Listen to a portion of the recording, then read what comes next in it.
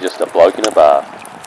What is up, ladies and gentlemen? Welcome to another episode of Bloke in a Bar, a very special week, as every week is very special, but I mean, this week's even more special because I've been thinking about the show's format and I thought we had too many good sorts on here, so we needed to bring in a shit bloke with a shit rig and ugly as well. We've got the great Sandor Earl here. What's going on, brother? Not much, mate. I'm happy to be here. Bump up the average from 3 to 4.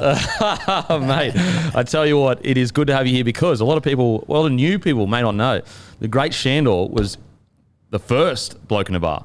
The first bloke in a bar reached out to me, said, mate, I want to get amongst it. And so we created a show called Bloke in a Bar. Yes. All the way in Thailand. Oh, so crazy. One of them popped up on my phone the other day, actually. No way. The camera crew kit you sent me? Yep. I used to go down, try and find these random bars, try and explain to them why I want to set up and do this 10-minute show about footy. In Thailand as well. Yeah, so good. We had some mad backdrops, though, as a plus on the 100%, plus side. 100%. No, it was cool. Yeah, crazy. So it's just like wild to think, how far Bloke in a Bar has come since that. Unbelievable. Like, absolutely wild. Then we transitioned into the makeshift bar in your unit, in the lounge room. Yeah, in my literally my lounge room had no couch and no TV, and it just had this makeshift backdrop of like shelves with alcohol in it, and the TV was hanging on. So what I did was I drilled a hole, like say you've got shelves like that, and like that, I drilled a hole in that wall, and then I got a pole, a steel pole, put it between that, like holding it, and then I got some hooks and hooked on the TV on the pole. So unsafe. And we'd run like a bit of a live thing as well, so people would be just hammering, asking questions, telling us to scull beers. Yep. I'd hit Kmart on the way through to Wollongong every day and get a new we thought we needed to wear button-up shirts. We thought we needed to wear button-up shirts. Fucking hell. Oh, shit. The good old days. Yeah, in my lounge room, and that was just set up there. With his bench, everything, and yeah, long story short, the great Sandor Earl, you went on to make the bounce back. You were talking about making the bounce back in the league. Yeah. You did it. You nailed it. It's so cool to reflect on those times because it's like a bit of a time capsule, especially for yourself. You come so far, and for me, I think I just spoke about I always wanted to come back. I wanted to do it on my own terms, so that was an awesome experience getting back to the Storm and going through that process in the way we did. But mate, that's just it's crazy to think how far both of us have come. And then we've also got the great Gurino Gurachi Kanguru, also known as the Rugby League Guru. What's going on, brother? Bit rattling this morning. I normally rank myself as a top 2 winger on this podcast. I don't know now. Mate, you're the rose between two thorns now, buddy. You two just stay on the paint. I'll bring you when I need you, okay? Speaking about, let's get I don't know if you can see it on camera, but the beak, where all the power lies that created this platform, got hit in the beak the other night. It's the middle of the night. I opened a cupboard, hit myself in the beak. Obviously, fucking it went like boom. And those embarrassing moments you have by yourself. You're still embarrassed, but no one's around. Like out of all the things it could have hit, it hit my fucking schnoz. Like it couldn't hit there. So now I've got like 2 black eyes from fucking self-inflicted harm. You were 2 rooms away too, weren't you? Yeah, exactly. Someone closed the door down the hall. Fucking hit me schnoz. So I don't know. Maybe the beak will be stronger for it, or maybe you'll be worse. We'll see. But I'd say it's pretty resilient at this point. I'll tell you what, it's been through the fucking wars. It's going to have its own documentary, the beak. Now, brought to you as always by Bloke in a Bar, the best beer in all the land. Here's the 13 stores we've got 13 this week. My employees have gone the big lift. It's usually 11, 13 this week. I like it. East End Hotel Bundaberg. Drag Yao Ye was actually down there on Friday. Grand Hotel Childers. Newtown Hotel Toowoomba, Quench Liquor Barn Ashmore, Acacia Ridge Hotel, Fleet Street Cellars Camp Hill, Celebrations Camaret, Celebrations Newtown, Manning Street Cellars, Local Liquor Piermont, Mr. Liquor Miranda Westfield, Liquor Legends Morisset. Also go to bloke.shop if you want to grab some merch and join the Bloke Club. Bloke.club, very easy to join, takes 2 seconds. But Sandor, what have you been doing, mate? Are you in the NFT space now? Yeah, we got into it this year, mate. To be honest, I just wanted to be first into it because I know where it's going and where it's headed. But Yeah, we looked at a couple of projects. If you're into the NFT space and really you see these art-based tokens like a picture of a monkey or whatever it is, an alien, and you're saying, well, how are people making so much money? But we created this project, which is a DAO, which is essentially fractional ownership in a membership. We make some acquisitions, and some of the things we just bought, for example, that Bored Ape, we spent $400K on it, which is mind-blowing. It's a picture of an ape. Holy shit. But some cool stuff happens as owners of that community. It's awesome to build that up, and we got some great people involved at the founding level. What's it called? The Dead Diamond Society. Dead Diamond Society. Yeah, so we've already made some cool acquisitions. For example, that Bored Ape the other day, just to see that space evolve, they've just sprung out their own crypto coin, and that instantly made us $250K straight to the DAO. What? Yeah, so it's cool. But it's just been good fun to build a community, be in the space, understand it, and mate, sky's the limit with that stuff. So it's kind of like an investment firm. Yeah, like think crypto. about like a hedge fund on blockchain. So it's decentralized autonomous organization, but it's just fractional ownership. We've acquired all these different things. Yep. Some give us a passive income. Some will look at just growing. Yep. Other things are just for interest, like Paps is involved. Ryan Pappenhausen, he's well into the Z Run, the blockchain horse racing. Yep. So we've got a stable of horses now, which is cool. We'll have like a race day with the community each month. So yeah, it's cool. Lots of good stuff. So for the layman out there, me and the great Gurino. Yes. It's basically you pull money together, Yep. and then you invest. You guys come together and say, should we invest in this? Yes. And then you invest in it. Yeah, and the DAO has a vote and a say on everything, and everyone has a fractional ownership of that. Democracy at its finest. That's it. I know about it. Guru, you would be surprised. I know a bit about politics and democracy. I wouldn't doubt you. I'll sit you down and I'll go through it one time. Also, you're in gym, the air locker. Yeah, it's been massive. Last 2 weeks, I've finally. Do I need to get in there? Back. Fuck! Mate, we'll take the beacon to some altitude. You'll love it. I'll fucking pass out. It's been cool, bro. Cool journey. I've been traveling the country, opening these things up of late. So yeah, it's exciting to see that grow. We've all been involved in stuff, and we're trying to get it to where we want it to be. So to see that unravel this year, it's going to be a big year. But yeah, if there's an air locker near you, get in there and try it out. Get in there, boys. Get in there. Yeah, I feel lazy now. I feel lazy.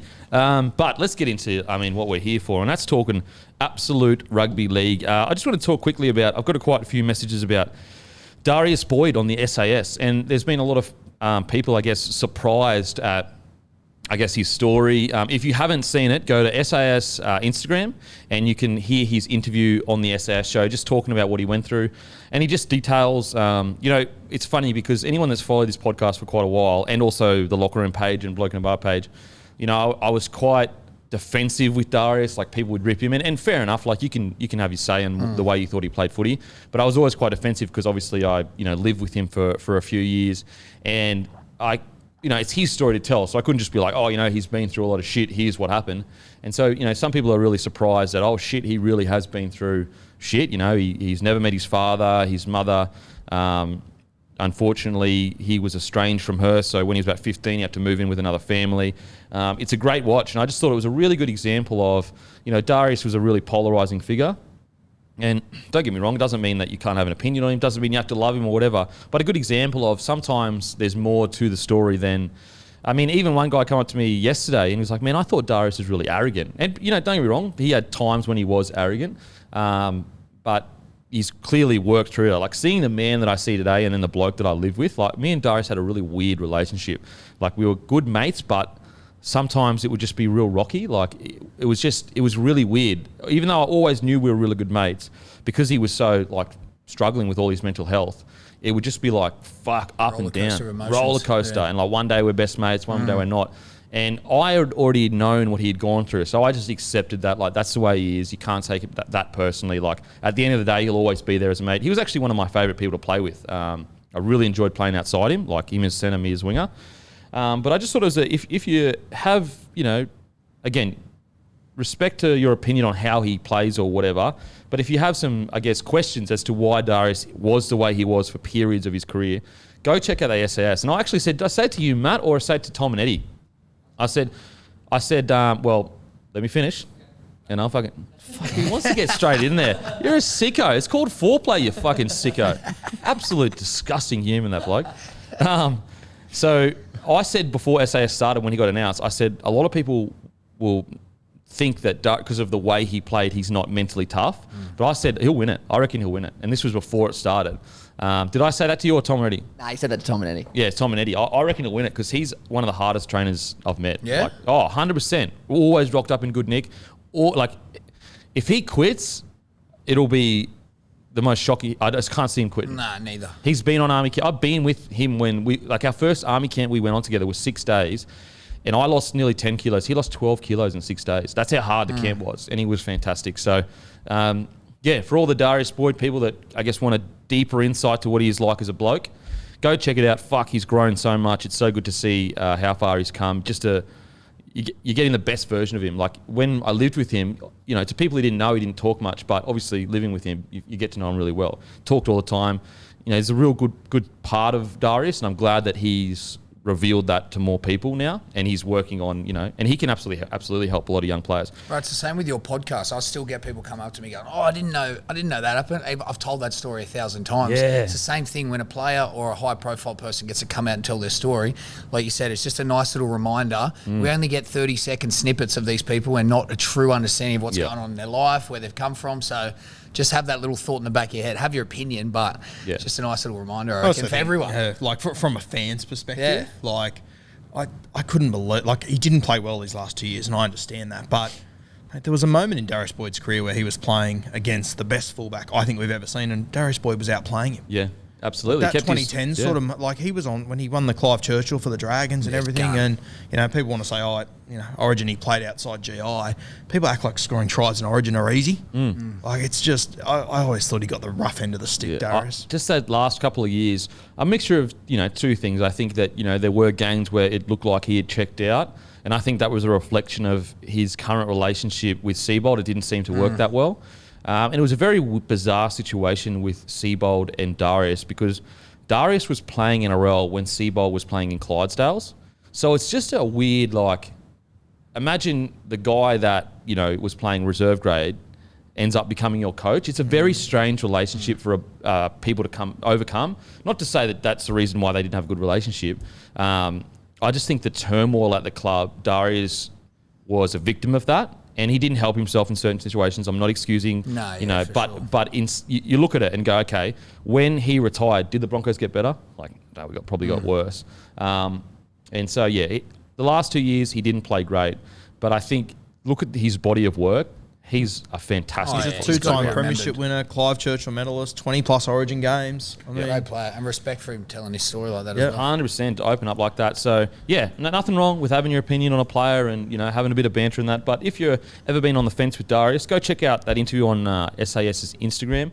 It is really eye-opening, and it might just explain, certain times when he's an interview that he wasn't very open and all that kind of stuff. But for me personally, as a mate of Darius's, I'm so happy to see how far he's come because of the demons that he definitely had to fight. Now, big topic. Me and the great Kangaroo were going back and forth on messages on the text message, and kick pressure. Did we just watch the death of kick pressure yesterday? I don't know if you can do it anymore. Can you? Really is it even worth it?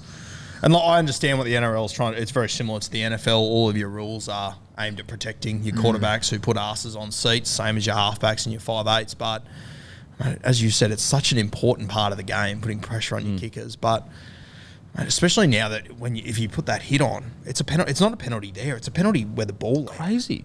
It can be a 50-metre turnaround. It's a lot. Where's the context? Why have we lost context for the situation? Did you get a chance to watch the end of Broncos Bulldogs? Yes. The Carrigan one? Yes. It's like he didn't hit his legs. He literally helped him to the ground. What else can he do in that situation? And that's not even including the Sewell one, which we'll get into. It's not kick pressure, but it is pressure on the half. I totally get trying to protect halves, especially when he goes up and players hit their legs. That almost, honestly, to me, that's like a 10 in the bin kind of shit. Oh, that 100%. shit, fucking get rid of it. And go hard on that. 100%. Because you want to really push people away from doing that. Absolutely. If you see him jump up in the air, don't even bother. But hitting someone around the chest, I just think that we're giving we're basically creating an environment where a half, because it used to be what separated good halves from bad halves was who's willing to be brave enough to go into the line. Now, halves can just be like, I can go as slow as I want into the line. I don't have to worry about getting whacked whatsoever. What do you reckon, Sandor? Well, my concern is that when these new rules come in, we have to deal with it every year in the first 2 to 4 weeks, but where do they sit down? What's the criteria? Are they going, let's just purely focus on safety and who cares what we bring in? But at the end of the day, I thought the rules that were there in play before were satisfactory. Like, yeah, 100%. If you go for the legs, if you take the person out, by kick pressure, where I've just come from for the Storm, that's awarded to these forwards as much as a try. Like, it is a significant process for the forwards. So to take that away or to try and harbour it, I don't know. I just feel like I'd love to know the criteria for when they sit down and make the decisions each year as to what rules they're going to bring in and how hard they're going to go. It's just, I don't understand. Like, context should matter. It should. Context should matter. And this black and white, like, basically, if you looked at yesterday, what the bizarre thing is that Reynolds got taken out a couple of times, and I'm okay with that not getting penalised, because I'm like, there has to be a point where players are allowed to pressure the kicker, and there has to be an idea in the kicker's mind of, I could be hit here. Whereas we're getting into a situation where players will have to like sprint at them, but then pull out no matter what. You know what I mean? That's the only way you can put in pressure. And then kickers will know, well, I know for sure I'm not going to get hit. You know what I mean? And I think as well, if it gets to the point where teams aren't actually making contact with them, your kickers will be aware of that too. Yeah, They'll just start to get around that first guy, and then you got all the time in the world all of a sudden too. It's a... I'd be happy for them to go harder at a sin bin offence, for example, like you said, taking out the legs, just really go hard, so it puts the fear in players. I'd be happy with that. Yeah. But the no contact or where we're headed with it, I reckon it's a poor decision. Mate, the Carrigan Same with the sin bins, bro. Like we were saying before, me and the Guru, sin bins used to be for like, it was hard to get sin bin. Yep. How many games this week got changed purely because of a sin bin, completely turned the game? Like, no one wants to watch that. Yep. Okay, so we'll get on to that. Guess how much they timed Sewell was late? I know the answer, and it was 0.14 seconds. Yeah. Context. 0.14 seconds. Come on. Like, the halfback should not just have a free rein.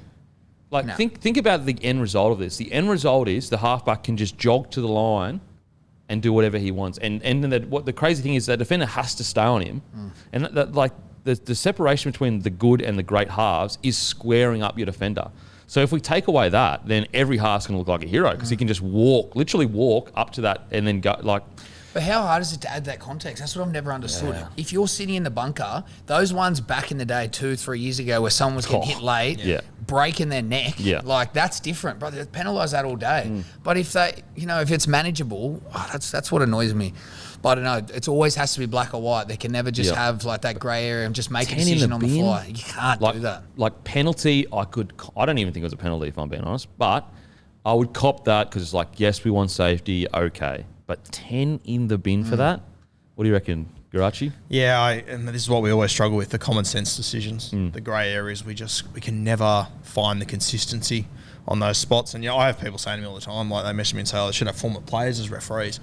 Like, fuck, they've done it. Yeah. And it also didn't really help that much, to be honest with you. Well, because what happens is the refs, whenever you see a ref make a decision like that, that's not usually him. He's getting told from above saying, this week, we need you to crack down on this, this, and this. We've actually taken the decision-making ability away from the refs because it's who knows what's going on, how many noises they're getting. The bunker sits over the top of them. Don't go the line if you don't want to get hit, like potentially get hit. 100%. That's an advantage for the halfback. You want to go deep into the line and put the outside backs out on the other side under pressure. You're going to get hit. That's it. Yeah, and that's not to say that, okay, then let's just get people jammed in the back and who cares. No, there's got to be some kind of grey area where, was it in the back? Did the half, turn his back, and did the defending player take enough time did he have enough time to pull out?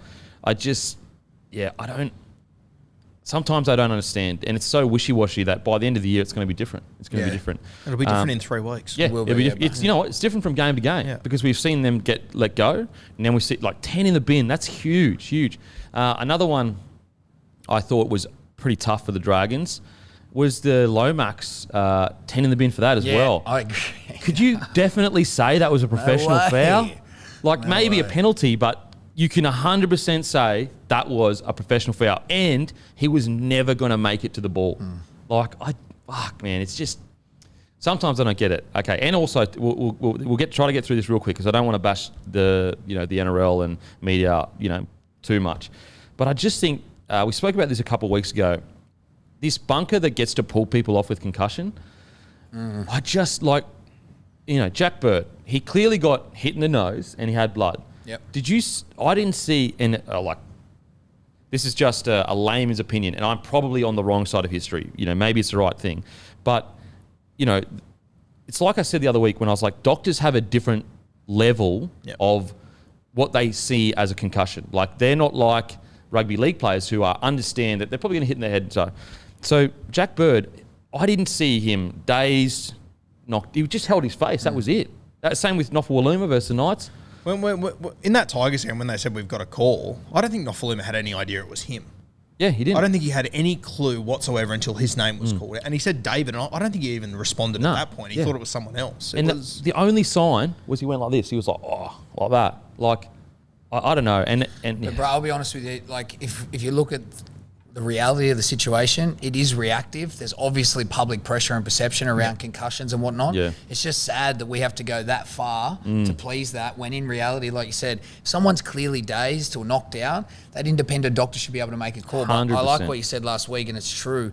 They don't have the same skin in the game that anyone else associated with that team or game do. They're just there to make a black and white call on what they think from their medical perspective. But mate, we can't just be pulling everything out. Again, common sense isn't common, but mate, absolutely seems to be the biggest problem. And it will get to a point where that will decide a finals game this year. Yeah. 100%. I mean, I'm not saying that Dragons would have beaten Penrith, because we absolutely don't know, but it definitely didn't help their cause. And I just think that, like, with that thinking, with the doctor, and again, to be clear, guys, we do agree with having an independent doctor. We all agree with that. Yeah. We all agree with that. Me and you, Sandor, we've got skin of the game. Like, I definitely have CTE to a degree. Everyone does. Everyone that played rugby league has brain damage to a degree. So to say that we don't care, we fucking care, because our lives are going to be affected. When we're 60, 70, we'll feel the effects. Now, it may not be to the degree that some other players, but it'll still feel the effects. Anyway, I agree with the independent doctor, but I just think that so let's say you agreed, okay, if he holds his face, take him off. They can't get back on for 15 minutes. Yeah. So David goes off, passes the test. So he passes the HIT. He still has to stay off for 15 minutes. It's like 15 minutes they lose their best winger, best outside back. Growing pains.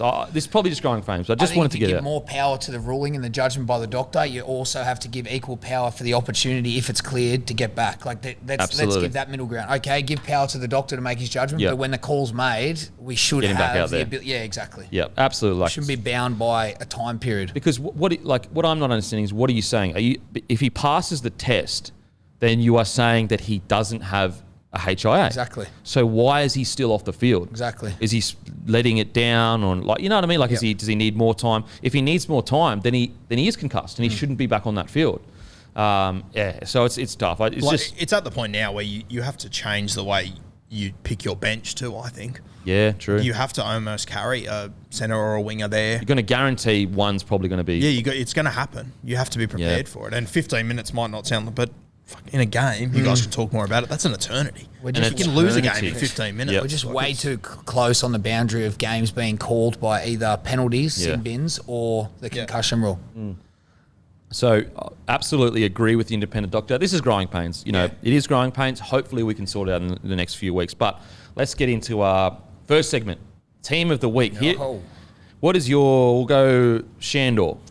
What is your team of the week? All right, man. My team it was a lot of tough positions, to be honest, especially around the halves and the outside backs. But I went Sloan, Coates, Gagai, Farnworth, Marju, the big man on the wing, Clifford and Hines, Butcher, Harry Grant. I thought he was a standout at 9. Saifidi, Frizzell and Kikau, Finucane, and then my bench I went Brimson, Takiaho, Hastings, and Fanua Blake. Yeah, just talking to the mic. Oh, sorry, bro. Sorry.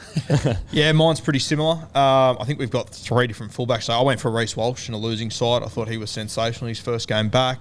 Xavier Coates on one wing with Greg Marsh. You just like him because he's hot, bro.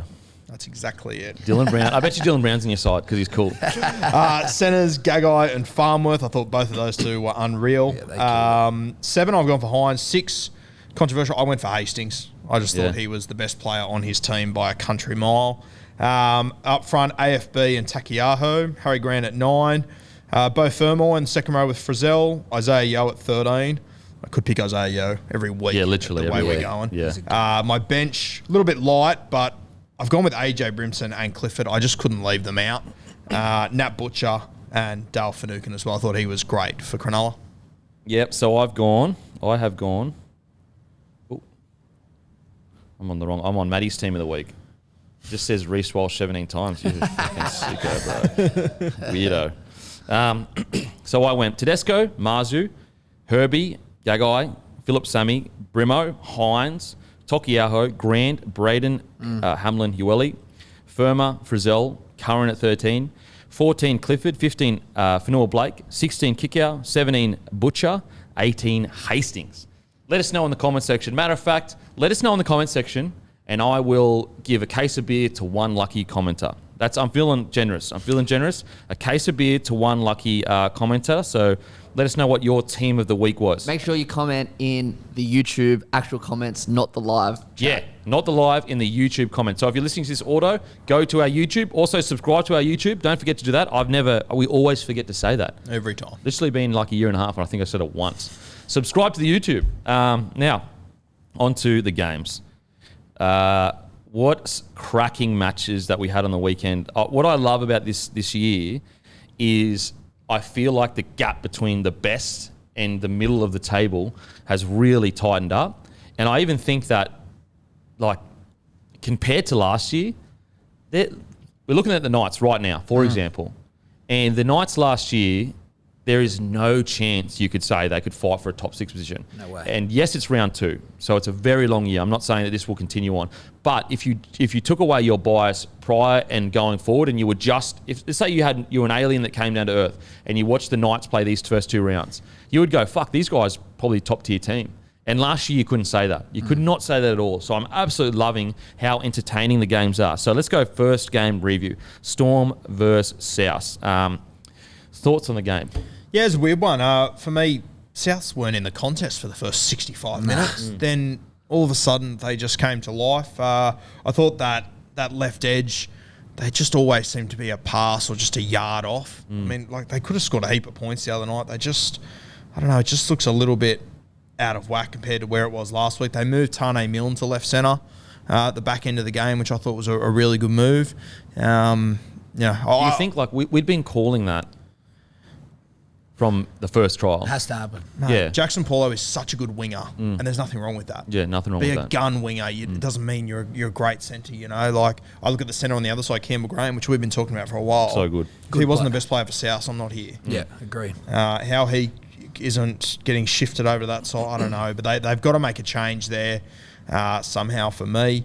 I think the halfback, I've been a big fan of him. He's probably under a little bit of pressure over the next few weeks. They've got a tough run. But Do you think it helped that Dimitri came out in the media, and correct me if I'm wrong, and said that Milford would have started if this drama didn't happen and Ilias actually wasn't planned to be started? Do you think that helps or hurts the situation right now? wouldn't help me. Tell you Wouldn't that help much me. for free. I can't believe he said it. Yeah. It's a stupid decision. Well, it's just like it's like a pointless thing to say. So pointless. It's Exactly, and it has no weight. He's not there. Like, at the end of the day, this is your halfback. Yeah. I doubt you have much depth going on. So, like, get behind the kid, rally behind him at least for now. While there's a bit of frustration you can see with Walker and his starting form, but we spoke about this before: coaching, man management, buy-in, getting rapport from the playing group. Like, Yeah. I get it, putting someone under pressure, but with that Lockie Ilias, just get around the kid. Yeah, we spoke about Dimitri in the media, the press conference, and I just think that if there's one thing that Rabbitohs should do with Dimitri right now is get his media savviness A+. Yeah. You know what I mean? Because that can go so far in alleviating what's happening right now. And by saying, you know, we would have had Milford there, which is, you know, obviously you would have had Milford there, but that's just a story. Boom. You just gave him a story. There's a whole article about that now. And it's kind of like last week, there was a whole article about him, you know, how do you think it would have gone with Reynolds in the side? I just think that, the Rabbitohs management, and he's a new coach, so we have to remember he's a rookie as well. Like, he is a rookie. I think the Rabbitohs should really try to work with him, and I'm sure that Dimitri wants to progress as well. Or maybe he doesn't give a fuck. Maybe he's like, you know what, this is the way I do things. I agree, though. Unless you have that strong presence and personality and respect, you definitely don't want to be just throwing your coach in the deep end. It's probably one of the things that he would have taken nothing from Wayne Bennett, the way that he handled it, because he's not Wayne Bennett. He So doesn't have the different. runs on the board. Yeah. He's just got that aura. He can't walk in and laugh at them, say nothing, and walk out. Exactly right. Well, he hasn't earned the right like Yeah. Wayne did. Wayne does that, you know, when he started, they're going, who's this fucking clown? Wayne He's and done Bellamy nothing. are your Munsters, your Brandon Smith, so they can say whatever they want without really being judged. Because they got the runs on the board. That's it. That's it. Yeah. I know we spoke about it the other day too. He made some changes to his side, which I said on my podcast I would have done a similar thing. I wouldn't have brought Cam Murray off the bench, but I would have probably had Jairo off the bench. I looked at the Melbourne, and look, it was Bellamy's 500th. First game in Melbourne they were at millions to win that game. I thought before it anyway. I didn't mind the idea of bringing some forwards off the bench because Melbourne, they are, on paper, they were lacking on their bench as well. So I didn't mind the tactic, but Cam Murray on the bench is still Well, the issue I have with that, and we spoke about this as well in the night. The concern I have with that is let's say you feel that's the best tactic. I think you have to ask yourself, if Cam Murray can start for New South Wales and dominate a game, why am I putting him on the bench? Maybe I'm thinking about this too much and not putting weight enough into Cam Murray needs to start, because when he came on the ground, they looked like a much better side. But you could argue that first 20 is what really beat the Rabbitohs. That just first 20 of, constant errors, and Cam Murray would have pretty much locked all that up. And the from outside looking in, and I understand maybe it was purely tactical, but not only do you start Murray on the bench, to my understanding, Cookie was hooked. Or not hooked, but he was rotated off. The game's on the line, and even though Havili came on and played really well, I just think that those two players, what's happening where you can't get the best out of them in their positions the way they've been playing before? Now, it's his right to as a coach. Obviously, he has different tactics. But I do see it's round 2 and already substantial changes are being made to 2 key members of your roster. It is surprising for sure. I don't know what you thought, but I thought it was very obvious that when Cam Murray was at first receiver ball playing... Changed everything. Everything looked better off the back, and especially with the frustrations. Ilias is solid, good kicking game, young half. Cody Walker's just got to find his groove and do his thing. But for me, I'm dictating all my attack around Cam Murray. So in that respect, he can't come off the bench. Yeah, the first 20, that's where you want Cam Murray out there to do his incredible defensive efforts. He's so good at cleaning up the middle. He just locks it all together, and then you got the attack. So probably I can understand what he was trying to do, but I think he picked the wrong bloke. Yeah, okay. I don't think Cam Murray was the right guy for it. You mentioned too how he plays so much first receiver. Ilias plays. It was unbelievable. Yeah, but when you watch the halfback play, he doesn't cross 50%. He stays on his side, and that's what makes it. It makes it difficult. I mean, once again, credit to Adam Reynolds, and you can see now how valuable he was for me. It is. I'm just of the mind of they're not in the position to have those tactics. Do you know what I mean? They don't have the roster to be able to go, okay, we're going to go 20 minutes without our best player and then hit them where it hurts 20 minutes later. Whereas a Roosters or, a Storm, they have the roster. Well, the Storm is a little bit light at the moment, but say the Roosters, they've got those top tier rosters where you can kind of swap things around a little bit to impact games. I just think the Rabbitohs with their forward pack, it's already a relatively light forward pack. And when you've got, I think he's the best 13 in the game. And just to clear things up, a few weeks ago, we said, who's the best ball playing lock? And we said Radley. That doesn't mean we think Radley is the best lock. We're talking about ball playing skills specifically. I still think Radley's, probably have Radley third at the moment. And then I have Murray and Isaiah Yeo right at the top. Murray, because of his work of body before, Yo's probably in the best form right now. But just to clear that up. With the Rabbitohs, I just think that roster-wise, you go out with your best roster and then you work from there. I wonder what the thought process was. Yeah, well, whether that's to try and back-end him or... Yeah, well, I think he wanted to maybe miss that heavy-duty defence, bring him on and really tear the middle apart, which is fair enough. That's a tactic. Yeah, it's a reasonable tactic. Yeah, the lesson is you're going to end up 14-0 down if you go down that route. Yeah, But I wonder if they're nurturing that, bro. The ball playing of Cameron Murray, because it's pretty obvious that Cody Walker's getting pressured, and you can't just do the same thing you were going to do last year. Even though I do still think they had a lot of success on the left. I said to you boys, coach defence was unreal. If you're watching that from a winger's perspective compared to last year, his decision making, couple of lucky things, he kicked a ball, he knocked down a ball, but constant decision making, constant pressure. Yeah. Their left side still kind of worked. They still got that good shape on. Yeah. They just didn't really have the success. But Cameron Murray, when he was involved, their edge lit up. Yeah, I just think that if you ever wanted to know whether it's a game of inches, watch Rabbitohs. Yeah. It was literally their passes were an inch off. Yep. And that's why it's going to sound crazy, but even though they played so poorly, I actually got a lot of positive things for the Rabbitohs out of that game. A, they played like really poorly for 70 minutes, but they were still in the game. B, the passes aren't going 2 meters that way. You know, Cody Walker's constantly getting tackled. It's not even making it to him. We're talking like centimetre stuff here. Every single time they dropped the ball, it was a centimetre off being a try. So I think Rabbitohs fans, yes, tough loss. Yes, not the best start to the year. But I don't think it's as dire as some would say. way. I think the other thing with that left edge too, you got to remember that, you know, AJ played fullback last week.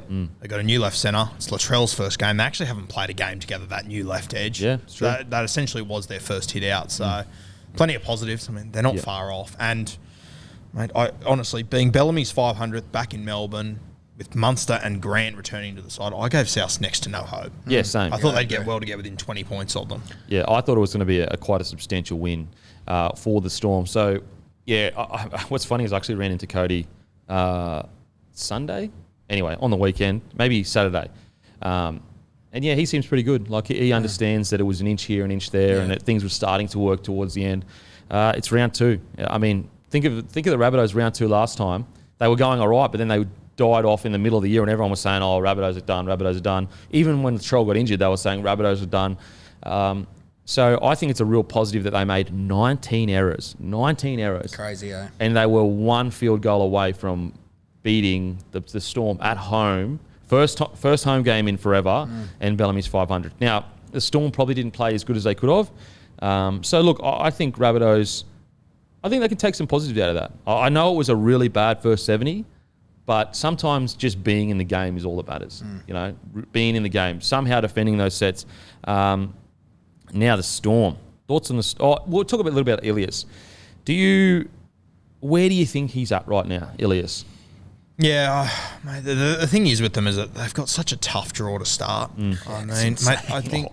Matty, you'd probably know it off your top of your head. I think they've got Chooks this week, then I think they go Manly, Penrith. Yeah. Or something. Not Manly, but yeah, Chooks, then Penrith. Yeah, Chooks Eels and as Penrith. well? I mean, Chooks and Penrith. you'd probably pay to play Manly next week if you're South Sydney, realistically. Yeah, good game. Chooks, Penrith, then Dragons, Bulldogs, Tigers, then Manly. Yeah, so it's a tough start. I mean, yes, they're hanging in games, they're doing well, but, mate, I still reckon there's a good chance we get to week 5 and they're 0-4. Could you imagine? Holy, the pressure. Look, he had some poor kicks or whatever, but I can see it. I can see the class. You know, there were times, if you actually go and watch his highlights, he did a really good, squared a lot of defences up really well. He gets into the line nicely, he does. And that's half the battle as a half. It is. Honestly, it's half the battle. As soon as he can, like his kicking game was pretty good the week before. I actually think that some people that are already crucifying the kid, I think that's absolute insanity. I can see the class there. Is there a worse situation to come into as a young halfback than replacing Adam Reynolds in a team that's not coached by Wayne Bennett anymore? Like, does history tell us that there's anything harder to do? Yeah. I was always of the mind, I was surprised that they were so willing to just go, yep, he's the man up next. I actually probably would have gone in the market for an experience. I mean, I know they did with Milford eventually, but earlier, when we knew that Reynolds wasn't staying, I would have immediately gone into the market for a half like a Hastings or any of those boys that are more experienced that you can chuck in there for 6 to 12 months and allow Ilias to like maybe play 14, get some experience. But I don't, like a lot of people were very negative on him. Yes, 1 or 2 errors or, poor kicks, but I think I can see the class there. It's a big game, man. That's a big game for a half to step up in. And the one thing I always said about South in the off-season that, I think they'll drop back a little bit, but I think at worst they finish 6th or something because I think there's enough teams at the bottom that they'll beat every week. Yeah, I agree. I'm not sure if there is any more. I think the gap is really close. That's my concern. My concern, if this is the Rabbitohs last year, you can guarantee they'll 100% make the 8. This year, my concern is the table is squeezed up so much. I mean, you've got the Raiders beating the Sharks beating the Eels, and it wasn't in some like fluky fashion. Like this was a good grinding out win. And so I actually think the middle of the table is going to be hectic this year. It's going to be insane. Someone messaged me the other night and said, who's your bottom 4 now? And I just went, I've got no idea. Even the Bulldogs look good. Yeah. The Bulldogs look good. The Broncos look good. Like, Look really good. Year of the ambush. I hope it stays like this. It'll be good. Yeah, so good. But so even with good. Ilias, bro, if you look at Reynolds, like what was his biggest attributes to South? It was his kicking game, it was his game management. So really, I'm just hyper-focused talking to Ilias and coaching him, just saying, mate, keep taking it to the line, feed Latrell good ball out the back, nail your kicking game. We can't even afford to have one shitty kick in that game. Yep. Like if he just focuses on those things, let Cody come alive, like he's going to have a good, successful transition. But if you're trying to pin things on him that are big plays, big moments, that's probably the wrong way to go. So just nail down his role, and if they focus on that, I think he's got the skills. And I would just add in too, keep in mind with him, he's been playing reserve grade for the last 2 years when reserve grade kind of hasn't existed. He hasn't played as much rugby league as he should have the last 2 years. So I sound like I'm making every excuse for Ilias under the book, but I think it is his reality that you need to be patient with him. Absolutely got to be patient with him. I know there were some errors, but I actually saw a lot of class there. Yeah. A lot of things. Yeah, you can tell that he's a step above most kids his age right now. I would, if I'm to speaking to Ilias, I would be real I would just say, mate, be conservative. Like, don't get that extra 10 metres on the kick. Just be conservative. Just put it in there. The grubber, be conservative. Be conservative in your entire game. Just simplify everything. Simplify everything. 100%.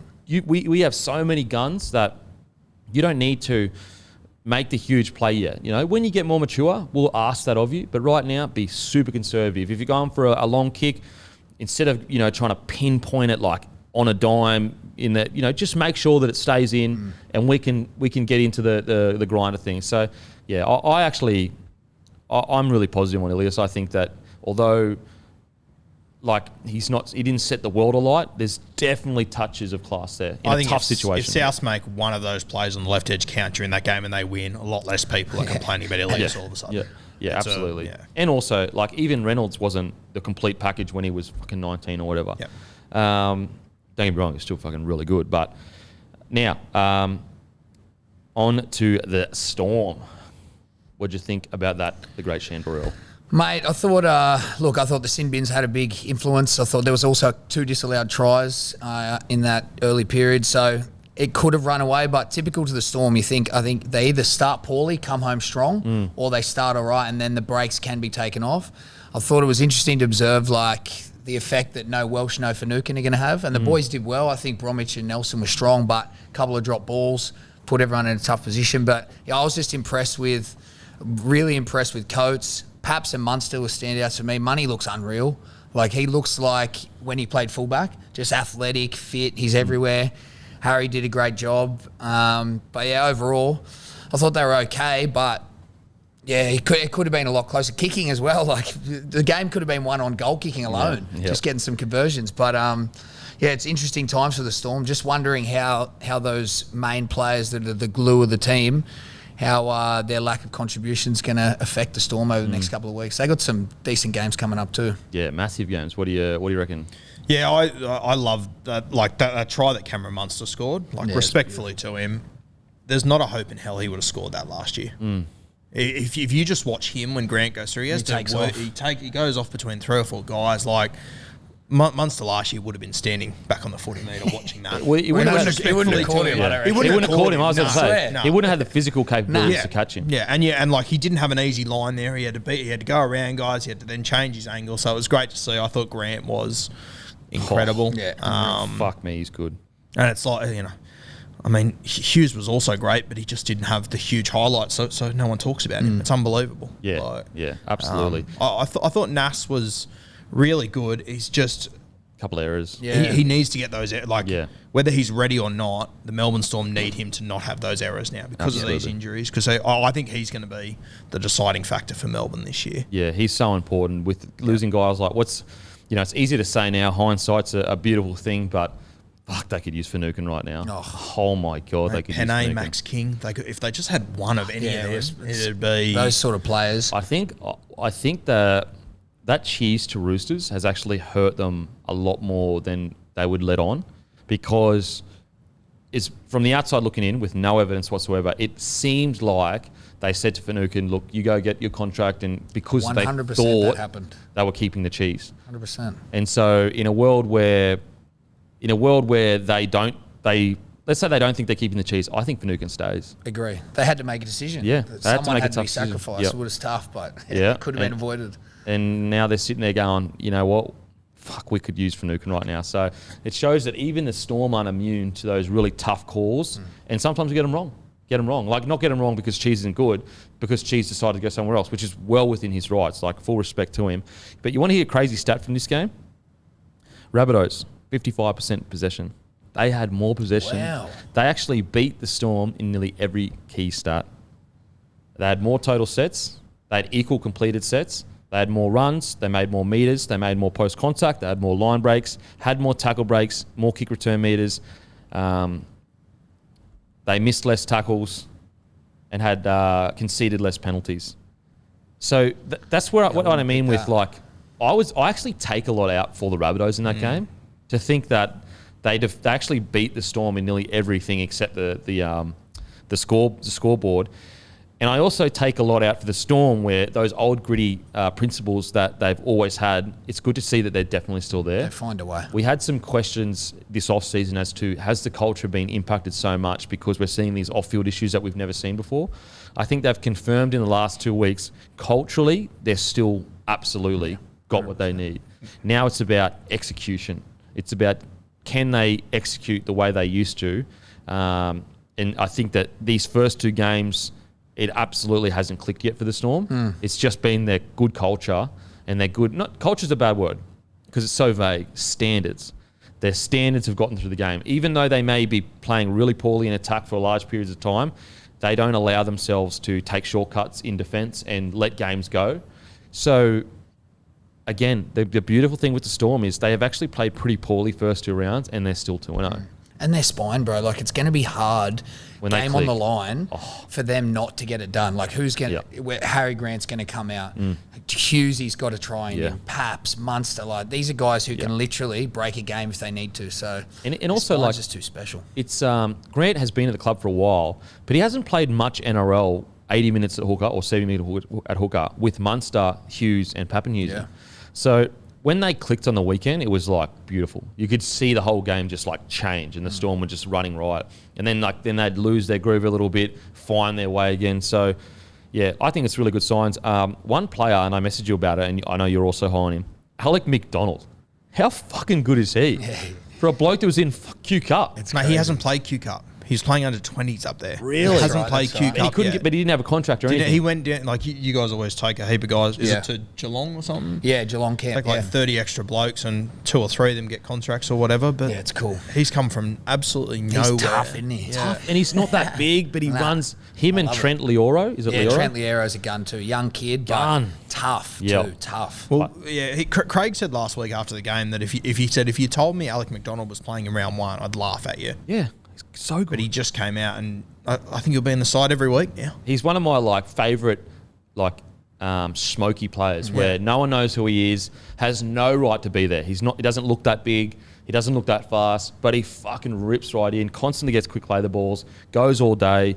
And they've got 3 or 4 of those guys. Yep. I put Tommy Eisenhuth in the exact same category. And you know who Alec McDonald semi-ish reminds me of, and Trent Lioro to a degree, is like a young Finucane that, didn't have all the natural ability, but just trained all the way into this absolute beast. And you can see his impact on the weekend for the Sharkies. But I'm just going to get Alec McDonald and Trent Lioro's stats up here. Alec McDonald, 23 minutes, 7 runs, 71 metres. So that's 10 metres every single run.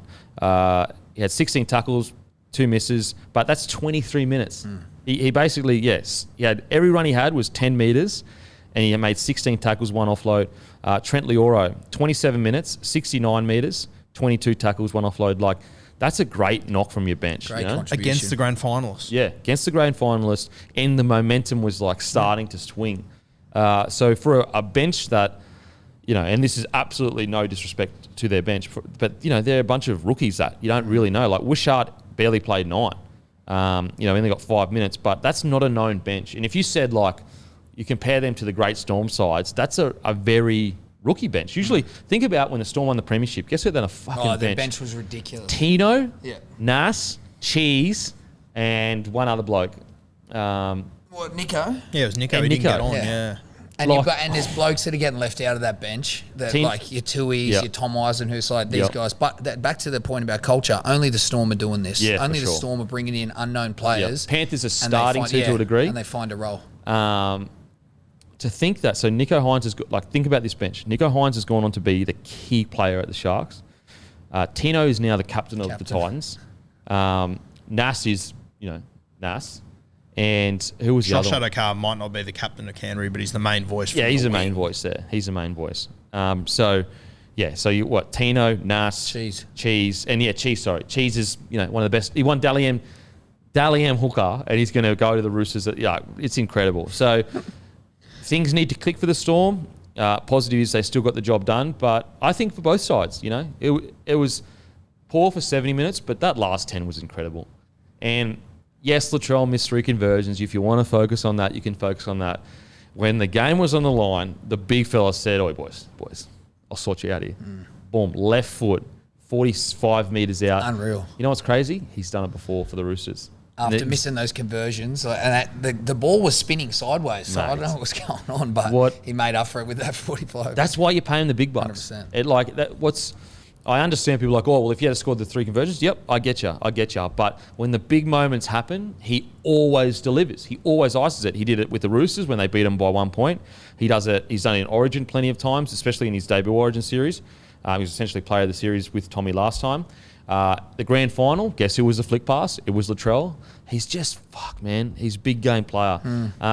So he's got all the raps he should for that, absolutely. But I think Pappy, it's gone like under, because of the Latrell field goal. Yeah, because it was 45 metres.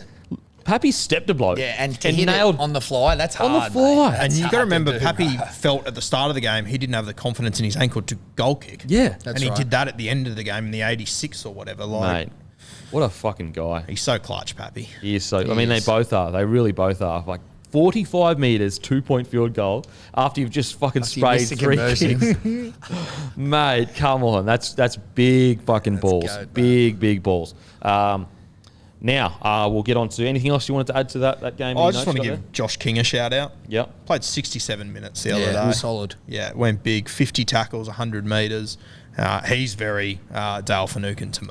Yeah, true. Good shout. I just think the underrated highlights is that defence of Coates and Olam. Yeah. The 2 P&G boys. I don't know if people truly understand. Like, you see Olam just take these cannonball runs, but he's so smart, so much smarter than people think in terms of his defence. If you actually watch him, the way he moves, it's unreal. And He's got a bachelor in physics. Bro, he does. He's actually super smart. But the way he moves in defence, it's like poetry. Yep. But I was really keen to watch Coates play, like properly watch him after last year. I just don't feel like he ever really got nurtured and mentored with his defence. So I think he made a lot of plays. As you guys said, we were inches away from seeing maybe 3 South tries on the left side. Literally. Yep. And the rest, inches.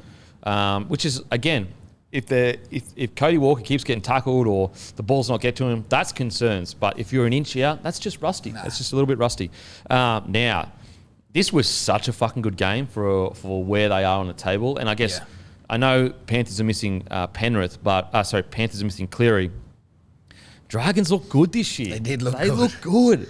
They had a patches there that kind of lost them the game, but outside of like a 20-minute patch, they were right there in the match. What did you? I'll ask you, Sandor. What did you think about Dragons versus Panthers? Yeah, I thought it was a great game, but Dragons were a bit of a shock for me just watching them play. Their forwards are the dominant pack in the comp right now. Wow. I just think their energy, their line speed, it was noticeable, really noticeable. I thought that had a big impact, but guys like Kikau was a game changer, and your solid players week in, week out, your Yos, they did the job. But Panthers were a big shock for me. I thought Dragons played way better than I expected. What you probably expected for South, I expected not too much out of the game, but they were in it. It's just their forward pack is dominant for me. That was the most noticeable thing. Yep, absolutely. What did you think? I thought Ben Hunt was unreal. He was good, actually. He's playing great. He was good. When he's running, I think he ran for 150 metres. That 40-20 was huge as well. He looks comfortable, doesn't he? To have the team maybe back in his reins. Yeah, the way that people bag Ben Hunt, I just can't even fathom how they still do it. I think him not sharing that role and just having a little bit more control, whether it's a choice at kicking or when to enter the game, when to eject himself. I feel like Ben Hunt might be that confidence player, and it's just allowed him to go back into what he knows and, include himself in the game. Especially when you got so many young kids. You mentioned Sloan in your team of the week. Like, he's the next big thing for sure. Sloan and Amon and Bud Sullivan, they're all going to look back and they're going to be so grateful that they had the opportunity to play alongside Benny 100%. in the first few years of their career. It's unreal. I also thought for the Dragons, they're two starting front rowers, Blake Laurie and Francis Molo. Yeah. I mean, they're not two guys that you're going to hear about, but I thought they were great. Well, straight away, it dictated the pace. He come out and smacked Fisher Harris. I thought that was a good way to say, like, I'm in the game. So that was nice. But you mentioned it last week, their line speed. I was looking at it. Their forward pack is dominant. They're coming out strong. Lomax is a gun too. Like, he's a game changer for them. They're going to win games off the back of his performances. Just the little things he does in the game, he's special. Like, I think he goes to another level this year. Yeah, I think the other centre too. He's another guy. He's good, They've just got to find a way to bring him into the game, though. I think he's happy to sort of just sit back and wait for the ball to get to him, Moses Sully. Yeah. But, yeah, between the two, mate, it's a good we've said it all year. They were a barbecue away from playing finals last year. Yep. If it wasn't for that complete and utter shit fight, I think they played finals footy last year. And they're a better team this year. They are a better heaps team. better team. And their depth They look better too. arguably better than anyone in the comp. The good thing about Hook, and I always appreciate him in defence, is his defence is real simple. He is, from the inside, if you shoot out a line to try to dominate someone, he's not okay, but he doesn't mind if you're trying to hit someone and you miss. It's real simple. He's just like, I just want you to dominate. That's it. Don't worry about technique. It's obvious, I reckon. Yeah, don't worry about technique. Just fucking dominate, shoot out. It's when you start shooting in from the outside and all that kind of stuff he doesn't like. A lot of coaches don't really allow that kind of freedom. They don't allow the freedom of, like, it's real simple, boys. Get off the fucking line and jam someone. That's basically what he says. Now, maybe his tactics have changed, but that's what he was saying at the Broncos when he was there. And he had a pretty good record of the Broncos. He developed a lot of good players. And I think you can see it in the Dragons game. It's really simple. They fucking get massive line speed. And they're getting the best out of a lot of their good players. Like Ben Hunt, clearly him and Hook are working really well together. And I think we have to give raps. Now, it's still early in the year, but the club is in such a better position than it was 3 or 4 years ago. Yep. I think we're going to give raps to the Dragons admin for signing Hook, understanding that he had such a good relationship with Ben Hunt that was the key to unlocking the Dragons. Without Ben Hunt playing well, they may as well pack it up. Honestly, may as well pack it up. He is the key. So recruiting a coach that is close to him. It's smart. It's like what the Penrith Panthers did. They literally signed Ivan Cleary, just to keep Nathan at the club, and look at the dividends that's playing. And I'm thinking, like, maybe some clubs need to take note from that. When we look at the clubs that are struggling, like Michael Maguire and Luke Brooks, they seem to have always had a very strange relationship. Definitely hasn't clicked. Like, I know Brooks has said there was periods where we struggled, but we're all good now.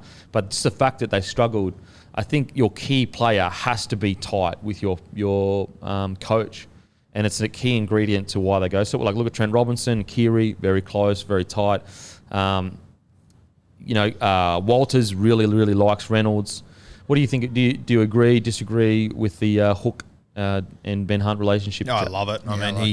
He also brought back a heap of those old Broncos boys, like Andrew McCulloch. I love McCulloch. Poor bloke. I think he's out for a few weeks now, so that's going to be. But it was a scare, but it's not like 3 or 4 weeks rather than fucking. What was that, elbow? Elbow. He thought he dislocated it, but it was just a hyperextension. Just a hyperextension. He was like, fuck. The other guy I got to give raps to too, Moses Mbai.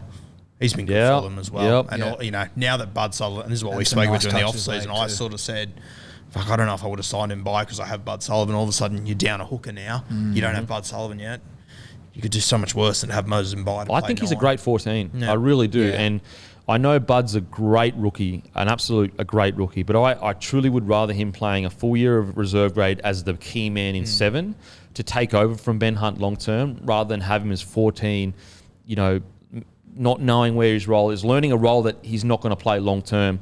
Whereas Moses Mbai, he's played so much footy that you don't really need to worry about his future and what he needs to learn. You just need him. The one thing that Mbai offers better than anything that he offers is his experience. And so an experienced 14 that comes on, calms things down, gets through his tackles, I think that's a win. So you're saying Mbai 14? Yeah, so at the start of the off-season, Guru was like, you don't know nothing about footy, you fucking put an MBI on 14, you're a piece of shit. Like, blowing up. That's quote. That's a correct, quote. That's yes. actually what he said. He's like, bro, you fucking, did you even play in a row? You're a bum. No, we were always, he was like, I would put Bud there, and I was like, I think I'd put MBI there just for his experience. I agree. Mbai's played himself into that role, though. It's just what happens when you get caught playing fullback, 5'8", hooker. Like, it is what it is. And the fact that, as you said, you can get him into a game, not have to worry. He's going to give at least a pretty good performance. Yeah. I think that's his best role. He's never going to let you down. Absolutely. Would you? Okay, let's say you're at the selection table, and I get your thinking with Sullivan. Please don't get me wrong. I'm the other side with me with Sullivan is that I'm worried that they'll lose him. Yeah. Okay. That's my other side to it. I agree with you. If they were in a situation where Sullivan's manager came to them and said, "Boys, you either play him or he wants to go somewhere else," I can see I'd probably cave to that. I'd probably be like, it's like the Reece Walsh situation with the Broncos. I would have caved to that. I would have put him in at fullback, got him to sign the contract, and then if he didn't play well, I would have dropped him. And that sounds ruthless, but fuck, that's the way I'd play Bud. You'd play him at 14? I'd play him in the side, Bud Sullivan. Where would you put him though? Yeah, I know.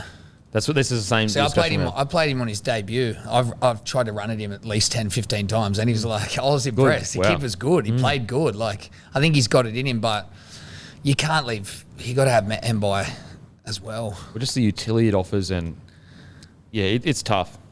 Who knows? Maybe Bud goes back to reserve grade and kills it. Yeah. And also, we don't know whether Bud is a better 14 because we haven't seen him there yet. So we've got no evidence to show that, really. Maybe he does come in and he does play better than Mbai. The positive is a position the Dragons haven't been in forever. Yeah, bro. Is we've got a guy like Bud Sullivan who is a gun 7 struggling to make a 14, which is really, really good. The standout for me with the Dragons was that those young guys, they were playing the Penrith Panthers. They didn't care. Yeah, no. It didn't faze them in the slightest, which I thought was great to see. And this Panthers side, and we'll get to them in a minute, but I was having a look. They, in their last 53 games in the last 2 years, they've conceded more than 16 points in 6 of those games. Yep. Like, that is crazy. Considering there's more points scored than ever right now. Like, 16 points is less than 3 converted tries. Yeah, it's incredible. Absolutely incredible. More things with Dragons. Hunt, great 40-20. I think it like swung the momentum of the great game massively. Yep. I've already got the notes. We've already spoken about it, but like Bird having to leave for concussion, I just think that, fuck, man, he wasn't even... Again, the doctor's a professional, so he sees things that I don't see. So I'm happy to admit that I'm wrong in this situation. I'm coming from a footy perspective where you're going to get hurt and you are going to get some kind of damage if you play rugby league. But I just think that there is a way to fix that. Lomax getting sent to the bin, I thought that was super harsh. It was ridiculous. The refing in this game was pretty rough. If I'm a Dragons fan, I can understand why you'd be upset. Yeah. That'd be filthy. But now, anything else you wanted to add to the... Lomax continues to show his class.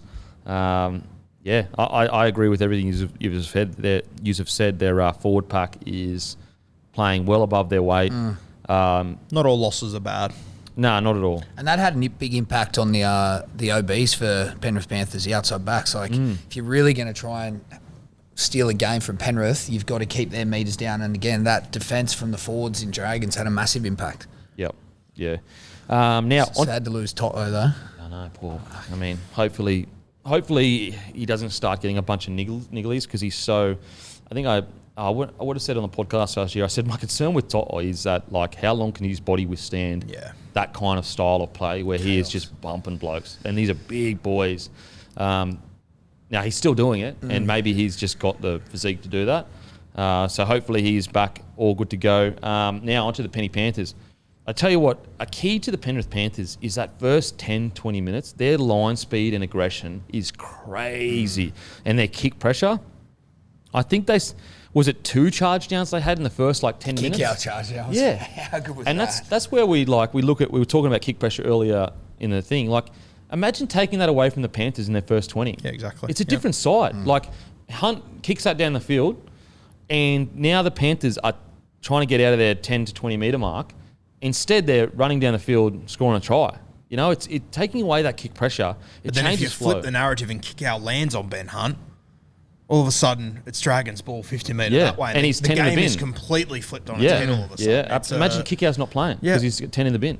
It's we need to sort that out for sure. I just think any aim at the legs, go hard at it. Yeah, I but agree. as long as you're not head high, and also head high, so any head high and legs, go hard at it. But if you want to take the risk and hit them in here, I think it's play on. Kangaroo, thoughts on the Penny Panthers? Yeah, they were very impressive. Isaiah Yeo, he is just... I think he still might be the most underrated player in the comp. We talk about him every fucking week. He still might be the most underrated. You could honestly put him in the 13 role for Team of the Week and just leave it there if you want to. He's so consistent at a high level. Yeah, the other one, and I've spoken about him a lot, but Tago, we spoke about it on the weekend. Mate, no one spoke about him on the weekend. 180 metres, 55 post-contact, 23 tackles, 6 tackle breaks, and a line break. 23 tackles, no misses. What's his backstory? He's impressive. He's just a young gun. Impressive. Young gun. He is, right now, although he didn't make centre of the Team of the Week this week, it's either him or Gagai for centre of the year so far when you average out their performances. I think he's already played 4 games of first grade, so he just misses that Rookie of the Year. Which is crazy. I'd back him in if he was at 100%. See, and I think that was one of their weaknesses even last year with their premiership success and grand final, just that in and out centre position between Naden, the player that left, Momorowski and Burton or Burton Crichton and the other guy that left. You know what I mean? sometimes. So to have him come in and be a genuine young gun, that's a massive gap filler for the Panthers as well. Burton was the Dally M Centre of the Year. I don't think you'll hear anyone say this year that they're going to miss him. As crazy as that sounds, there's nothing against Burton. And with a rookie. It's just credit to this kid. Yeah. He's he's so 186 metres. So that's the most of any player from the Penny Panthers as a rookie. And the week before, he did similar numbers. 6 tackle breaks, the most of any player on the field. Let me just check. Oh, fuck. Most in the Panthers, and then tackle breaks. The only player that had more tackle breaks is Benny Hunt with 7. Yeah. And he's, Ben Hunt on $1 million. Yeah, Tago for me right now, he's right. I'd have Gagai as so far the best centre in the comp this year, just this year. But Tago for me, he's just so impressive. And just from watching him in reserve grade, he will do this every week. Yeah. He will do it week in, week out, and we won't. I will notice it because I'll never fucking shut up about it. Yeah. But most people won't notice it. Yeah, so impressive. Sean O'Sullivan, wow. Hasn't he just not out of nowhere, because he's been grafting in reserve grade, just trying to get a break. But how interesting is it that, a player that I think was at the Broncos, got let go to the Warriors, couldn't get a start at the Warriors. Journeyman the last few years. Then he goes goes the Roosters for years too, and you couldn't get a crack. Goes to the Panthers, and I think he'd be a great pickup for any club right now, especially ones that are struggling with the 7. Imagine him in the Dogs. Dogs, him and Burton. That's a pretty good duo. He just does a job. Yep. Wouldn't break the bank. Just happy stoked to be there, so he's going to work his ass off. Kikau, I thought, had one of his better games. He's just so destructive. He's almost unstoppable when he's on. Ridiculous. I think too, and as much as we didn't see it in this game, the skill set that Kikau's developed over the last 2 years, I think is so underrated. We spoke about it last week. Defending against them must be a nightmare. Yeah. Because they can all do everything. They can beat you in so many ways. And if you look at how vulnerable the Dragons' right side was on or off the ball with Kikau, just his impact of him running lines, you have to defend that. Yeah. You know what I mean? So if you get anything wrong outside 2-3 men, it's game over. So his impact is just ridiculous every game. And also, you have to defend it. You have to stay that extra second. Yes. Because he's so fucking big. You can't afford to step out and then, come back in, I'll get him. You have to put your body right in front of him. And even then, he's probably going to bump you. There's so many things that go wrong. You have to make a genuine inside shoulder commitment to him. If you don't, they'll hit him, he'll go through. Yep. If you do, you've just given yourselves a tough time to your centre and winger. And that happened heaps. They looked vulnerable a lot, the right side for the Dragons. And that left side for Penrith, now that Toto's out, we'll find out tomorrow team list. I assume they'll name Taylor May there. You watch that left side over the next few weeks, because Tago and May have played together in cup footy on the left edge the last few years. They are going to, I don't know who they play, but it'll be a bad time to be a right edge defence. I thought Spencer Linu brought a lot of impact like he usually does off the bench. Yep. I guess we'll just talk about Isaiah a little bit more. His consistency right now is so crazy. 151 metres, 51 post-contact, 4 tackle breaks, 1 offload, 43 tackles, 0 misses. That's such high quality. I can't express how high quality he is. And we're not even talking about how important he is to ball playing. That's just his out-and-out stats. Sorry, I just realised. You know who Tago's marking this week? Who? Gagai. Oh, how What a good. battle. How How good. good. Oh, yes. Little tester round That's 3. so good. Hasn't that guy been just incredible? We'll get to him. We'll get to him. Yeah, but he's something else. I remember a few years ago when you couldn't work out if he was a back row or a centre. Now he's the best 13 in rugby league. It's just crazy. He was just a good, solid journeyman first grader that he may play 100, 150 games, and people will be like, "Oh yeah, I remember Isaiah Yeo." 2 Premier 13, right up there with his form right now is as good as any 13 that I can remember. Any ball playing 13, his form right now, his resume may not be as good yet, but he's right up there. I'm so impressed, and just he's another guy that's so dangerous. If you're that good of a ball runner, but you can also ball play like a half, it's so hard to defend because you can't slide off him. Even if you do stand in front of him and try to tackle him, he could bump you. He's got footwork. Yes. He's got a motor. He's going to come at you all day. He's good in defence. I just think 3 or 4 years ago he was a bit of a labourer because he wasn't getting the support. You know, Yep. now with him just knowing his role and doing that week in, week out. You know what? I want to change my 13 from Yo. Here we go. Curran was my 13. Choice. I'm going Yo. See, Liam Martin too. I love what he brings. He's the support player to the Fisher Harris. He's tough. He's having those guys in your pack. Yeah. You know who he reminds me of a bit? And, he doesn't have the resume yet. Anthony Watmouth, he reminds me of. Just a dog on the edge, just running mad lines.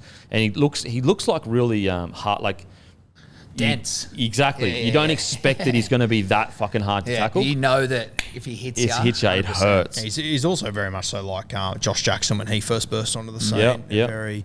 I thought as well for Penrith, Api Curacao, the way that he started the season has been incredible. Yep. He is playing some great footy. He's going to help Tigers so much through the middle there. One try assist, 53 run meters, 1 tackle break, 1 line break assist, 49 tackles. Wow. Yeah, look, the Panthers, they just, we made a lot of comparisons to the Storm, but this was a very Storm-like win. It wasn't easy. Sometimes they, phased in and out of the game. They're still missing Cleary, but they got the job done. Yeah. They got the job done. They keep getting the job done. No Cleary. And the teams that they're playing are playing well. Yep. I thought the Tigers played well against. Oh, no, sorry, wrong game. But I thought the Dragons they played well against them this week. Well, you know what'll happen, bro? People start turning up. Every game is a grand final when you start playing the Panthers. So they're gonna have to go through that experience now, where everyone's turning up at their best. Absolutely, and they're still so young as a team. That's what's so impressive. It's not like they've got a bunch of old heads in the middle that are helping them out. These are young team. Now, what's crazy as well, you look at the stats, 45% possession. So Dragons had more possession. Panthers only completed at 68%. Dragons ran for more meters. Dragons had more post-contact meters, equal line breaks. Dragons had more kick return meters. So again, getting the win somehow, some way, that's evidence of a really top-tier side. Really like what I saw with Penn. I like what I saw. Both these games, although the completion wasn't high from either team, I still liked what I saw. Now, on to this next game. The Roosters versus the Manly Seagulls. Now, what's interesting about this is that post-match press conference, clearly Robbo listens to this podcast. He must listen to this podcast. That's the only reason. That's the only explanation. It's not the fact that he's a good coach and he would have seen it before we saw it, but he actually said he sat down with Radley, Tedesco, Keary, Walker, and basically said, you just need to work out what your roles are. You need to talk to each other and say, what are our roles? And obviously last week on the podcast, I said they need to find out who is the leader of the team. And at the moment, it seems like it's Radley, even though it's probably Keary's, and they need to talk about it. And so they sat down to talk about it. I thought we saw a really good game from all of those boys. I thought Keary changed his style a bit, played a lot more like a 7. I thought Walker looked way more confident, willing to just go, I'm going to play the way I'm going to play, and I'm going to allow Keary to do what he needs to do before we get into a good attacking zone. Tedesco looked more certain. They really clicked. I thought they looked really good, and I was really impressed with Keary's performance. What do you think, Sandor? Well, I think also last year, Walker coming in, he sort of had a free run at the control for the team. So there was definitely going to be that shift in dynamics, even with Radley out. So I think we are probably going to see that first 5 rounds, them just working out exactly how they're going to play. Yeah. But you nailed it exactly. Keary took on a 7 role. Walker, he's a gun. Like what he can bring to a game is great. I love the little battle between the two giants, Tupou and Saab. Thought Tupou played well, so he's important for them as well. But main standout was just seeing the dynamics come back at the spine, and I reckon that's just going to go strength to strength. I love how Walker can screw up something 3 times and he'll still try at the fourth. Yeah. I just confidence. It's unreal. It's like some of the passes he threw, like some of them were great, but some of them you were just like. Well, there's one not pass where he literally dropped it as he went to pass, and it like that would rattle most 19-year-olds. He just doesn't care. He threw another floating ball to the winger where he got put into the third row. He did it the next set again. He just doesn't care. It's that confidence is incredible. Yeah, I think with Walker, you know, the defence, I think Roosters may have to kind of accept that defensively, you know, he may not be the best long term. Kind of like the Cowboys with Thurston. Like defensively, he had a red hot crack. Yeah. But, you know, he would miss a few here and there. And so I think that the Roosters are just build defence around him, put a really good defender outside him and inside him. You've got enough attacking weapons throughout the team to sort that out.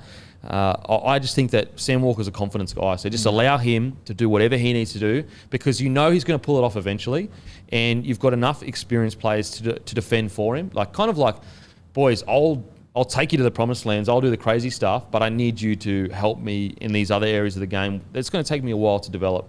Yeah, just work to his strengths. And just instead of, you know, some coaches I think would be looking at Sam Walker and going, you know, we need to put 10 kilos on you so that you can defend. And then he becomes an average defender, but then he also becomes an average attacker. And all of a sudden, you've got this 7 that is so robotic and boring, and he's just average at everything, and he can't really deliver. I think Sam Walker, you've got just going to have to accept, like, okay, he might miss a few tackles here and there, but look what he can do in attack. Like, he can do things that no other 7 in the game right now can do.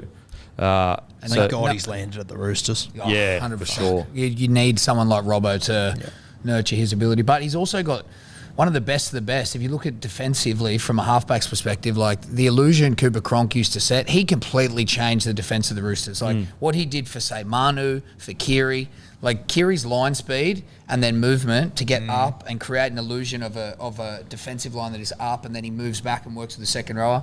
I don't know. I'm sure we'll see a bit of it, but for me, I'd just be putting Walker into that mind frame, working people around him, as you said, but there's no better person he's going to learn off. Cronk's defence, just his movement alone, he was he was tough, but he's in good hands. Well, it's going to be all systems that save Walker. If Walker's going to stay here long term, it's going to be good defensive systems that allow, you know, as you said, create a bit of an illusion sometimes to stop players from going down there feeling like, oh shit, the space is taken up, or he can't get over his head. I thought Daniel Tupou was really good. Yeah, he was. Fuck, man. He was really good. How long has he been doing this? And you just don't hear a peep out of him or anyone else. Like the media doesn't go hype train. But it was interesting because after the game, Trent Robinson said Daniel Tupou has owned the skies for, you know, the last 10 years, something along those lines. And it was really interesting to hear that. I guess there would have been a bit of chatter how Saab is so good in the air. He's also got a similar build to Tupou. And Tupou's clearly taken that and been like, I'm still top tier here. Like, you've got a lot to learn still as a rookie winger. And I think he showed that. He did. I think that he showed was a genuine big man battle. I remember I've played Tupou. I'm 6'3". I felt so small. Like I got to the point where, and I fancied myself in the air. When he was coming, I would just tackle him. I wouldn't even go for the ball. Like, that's how off it was. Yep. Like, he's so dominant, bro. He's that big. When I played Israel when he was at the Storm, it was just like, mate, he's so much taller. You might have a bigger vertical leap, but he's so much taller, it just doesn't matter. But no, he put it on him. It was the old dog showed Saab the way there for sure. Well, I think as well, Daniel Tupou would have heard a lot of people say last week that Dom Young got the better of him the week before. True. I have no doubt he would have heard that. Yeah. So I thought it was a good bounce. I thought Tilly Tupanoa. Yeah. He would have shit into my team of the week if he played the whole game. He only played 45 minutes. He still ran for 127 metres. 2 line breaks, a try, 4 tackle breaks. He's got a little bit in him, like a few little errors, a few little things. But he's a good player. Yeah. He's a solid player. I think he's one of those guys you're happy to take that stuff on for the upside he's got. Big impact. Yeah. Billy Smith, I thought, you know, he was okay. He got through his work. The good thing about the Roosters is, like, their outside backs, when they really need them, they just come in and take these tough carries and relieve pressure. It's so important that backs do that when forwards are asses are hanging out. Tokiaho. He's a weapon. Talk about vintage Tokiaho. There was a period there where I was like, especially last year for a bit, I was like, is his legs done? Like, is he a good Super League buy because he'll go and kill it there? But is physically in the NRL, and the Roosters do this every time. It was like 5 years ago where I was looking at Hargreaves going, I don't know whether he's got that much longer. Remember the years where he was solid, sure. but and then he just goes to another level, and he's a huge reason why they won that back-to-back premiership. And I think Tokiaho, given the starting role again, rather than coming off the bench, I think that he really took that on board and said, I need to be a leader here, because when you look at their start, you've got Lindsay Collins and Tokiaho. Lindsay Collins obviously coming back from a ACL reconstruction. Tokiaho needed to stand up, and I thought he was fantastic. Yeah, he moves so well too. Mate, for a big man, his footwork's Footwork's unbelievable. 20 hit-ups, 23 runs, 238 metres, 92 post-contact, 1 tackle break, 30 tackles, only 2 misses. No errors. I remember watching a few years ago, Joey on one of those shows on a Sunday, whatever. They got him to name his top 5 sidesteppers in rugby league. He had Tokiaho at like 2. Wow. And him really high. He's like, oh, look, you might not see it like you see it with Roger or SJ or these sort of guys, but you watch him. From then on, I did watch him, and just his feet just in contact.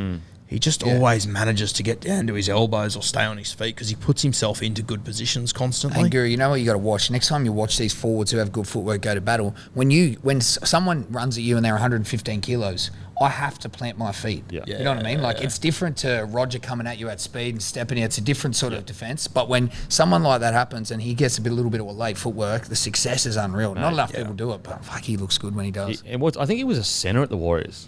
Was he? I think. Can you Google that, please, Matt? I think he was at the Warriors. Apologies if I got that wrong, but a centre maybe.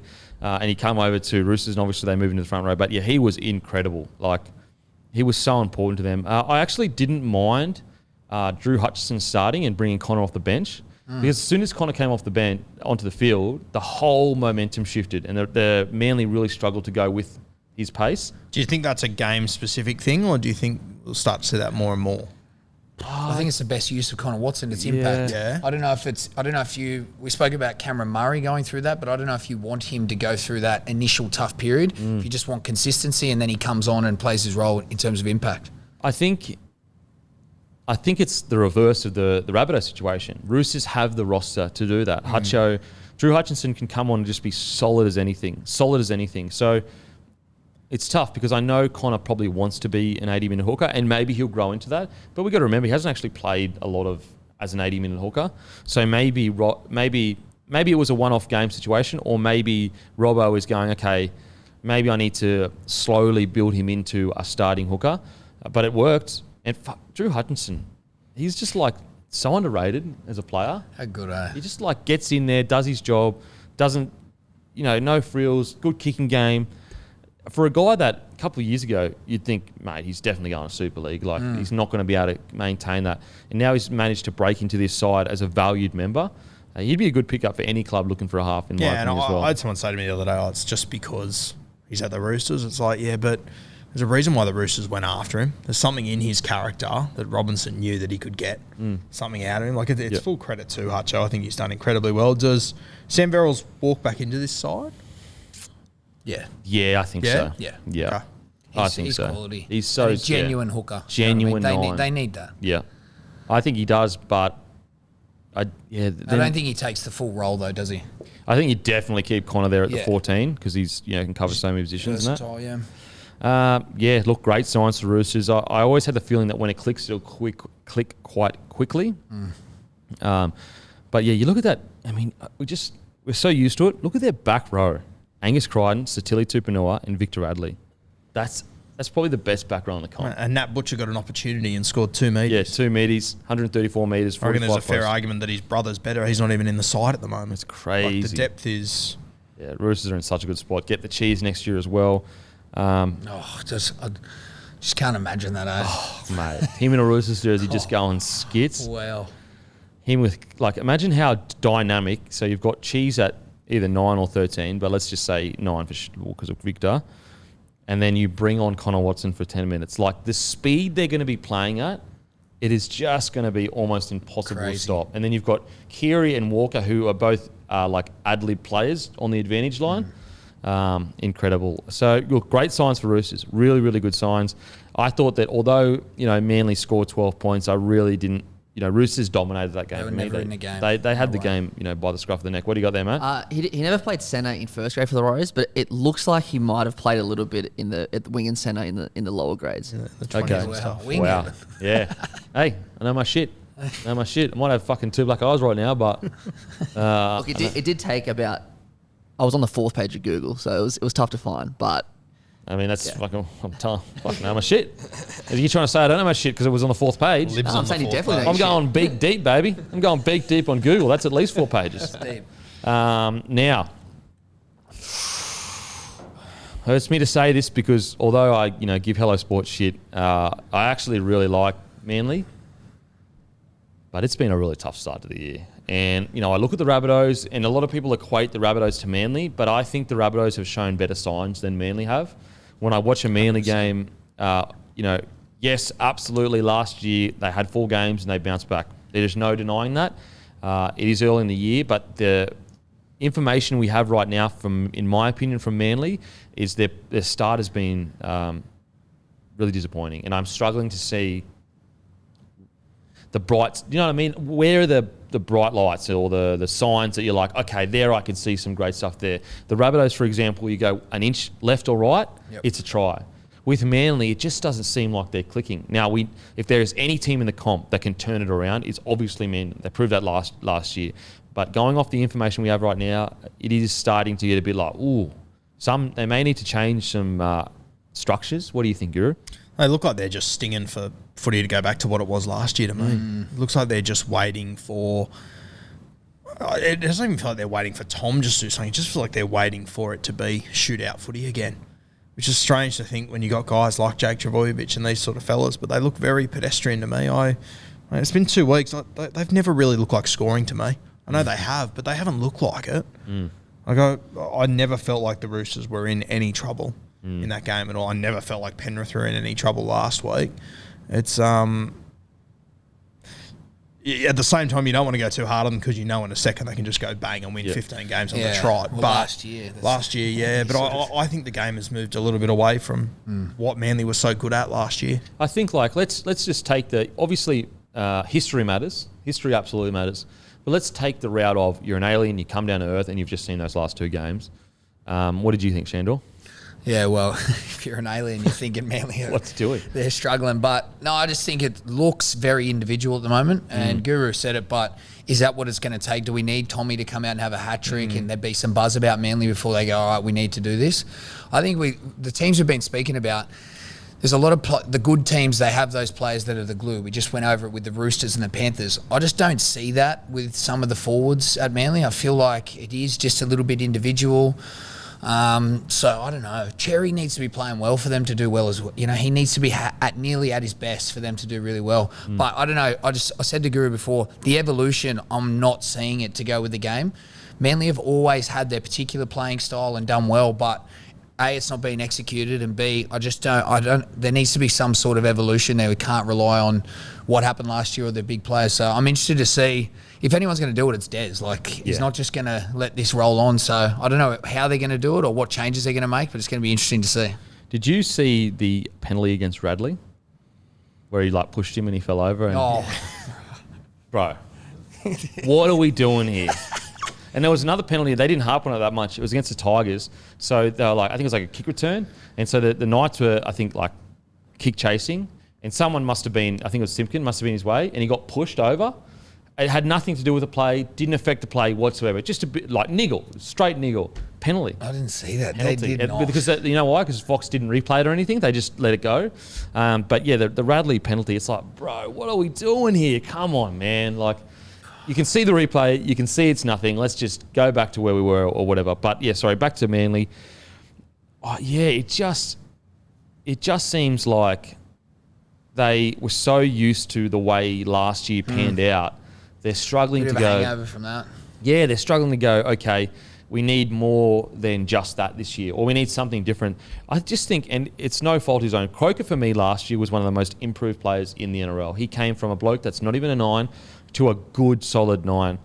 But I think that Cherry, Four and him Tommy and Jake need to start working around the ruck more, because a lot of teams are really defending for the edges where Tommy was so good last year, and it's almost become really hard to do that, because really hard for Tom to break the line because they're so ready for it.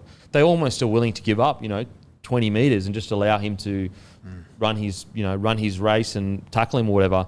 So I think the way Manly could get out of this is just being very ruck focused and, two passes or getting forwards to ball play together. Because as you said the same thing, you said it looks like they're very one out and they're not supporting each other. I think the way you beat that is if you get your forwards starting ball playing together and running good lines, it compresses the line. It compresses the defence because go, fuck, we can't afford to have our 4 and 5 men isolated because they just keep rolling all over it. So we compress our line and then the space gets created outside. I think at the moment they're just hoping that that space will be there like it was last year instead of really earning it in the first 20 to 40 minutes of a game.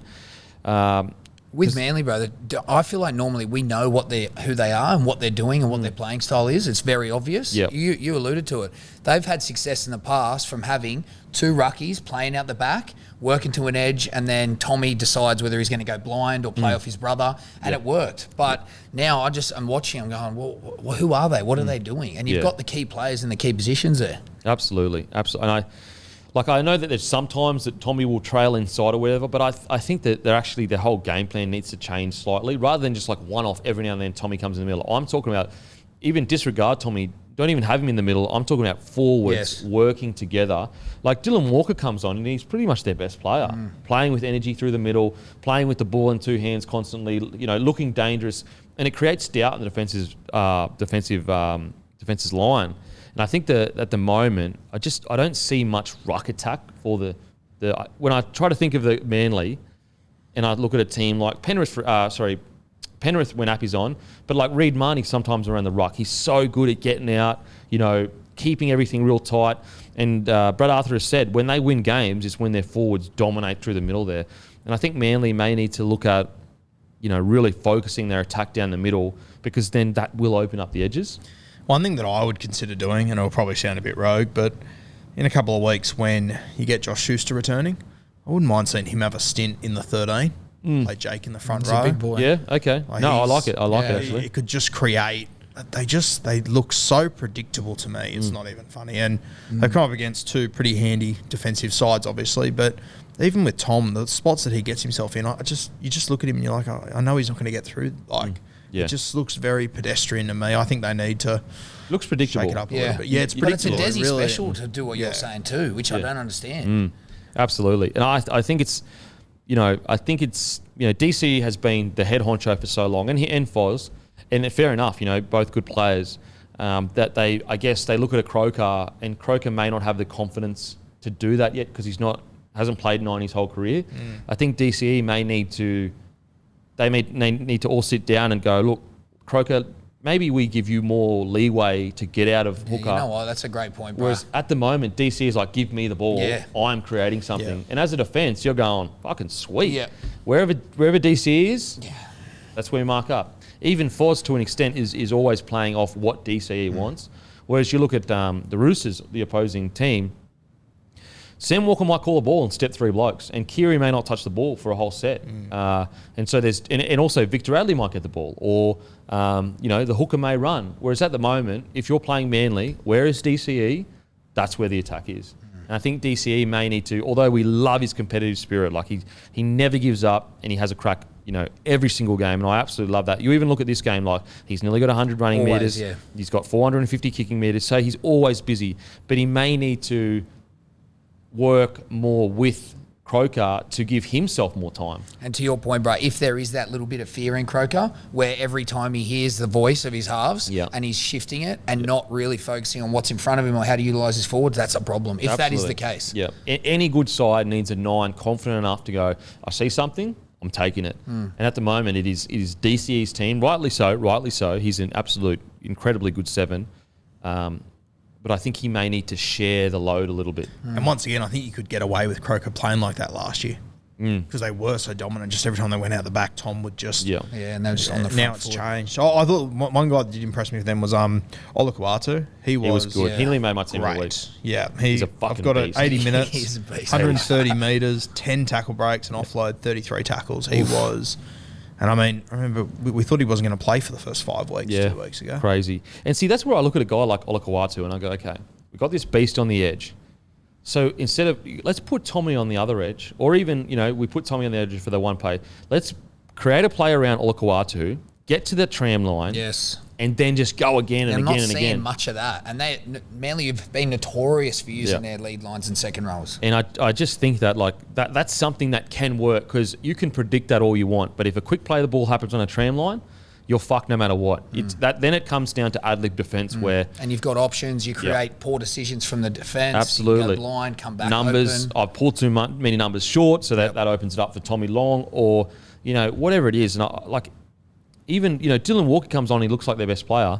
Again, that's because he's around the ruck, sniffing, seeing what's going on, and he's just playing with the ball, eyes up footy, for lack of a better term.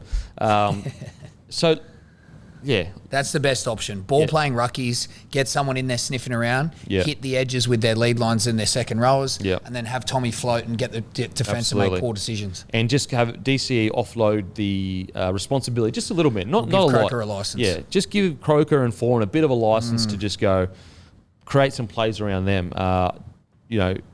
So Manly, obviously, we know they can turn it around, but it has been quite a disappointing start, and I'm sure they'd say the same thing. Would it be crazy to say a round 3 game against Canterbury at Brookvale was a must-win for them? Oh, mate. Like round 3, it's crazy to say that, but I think it is.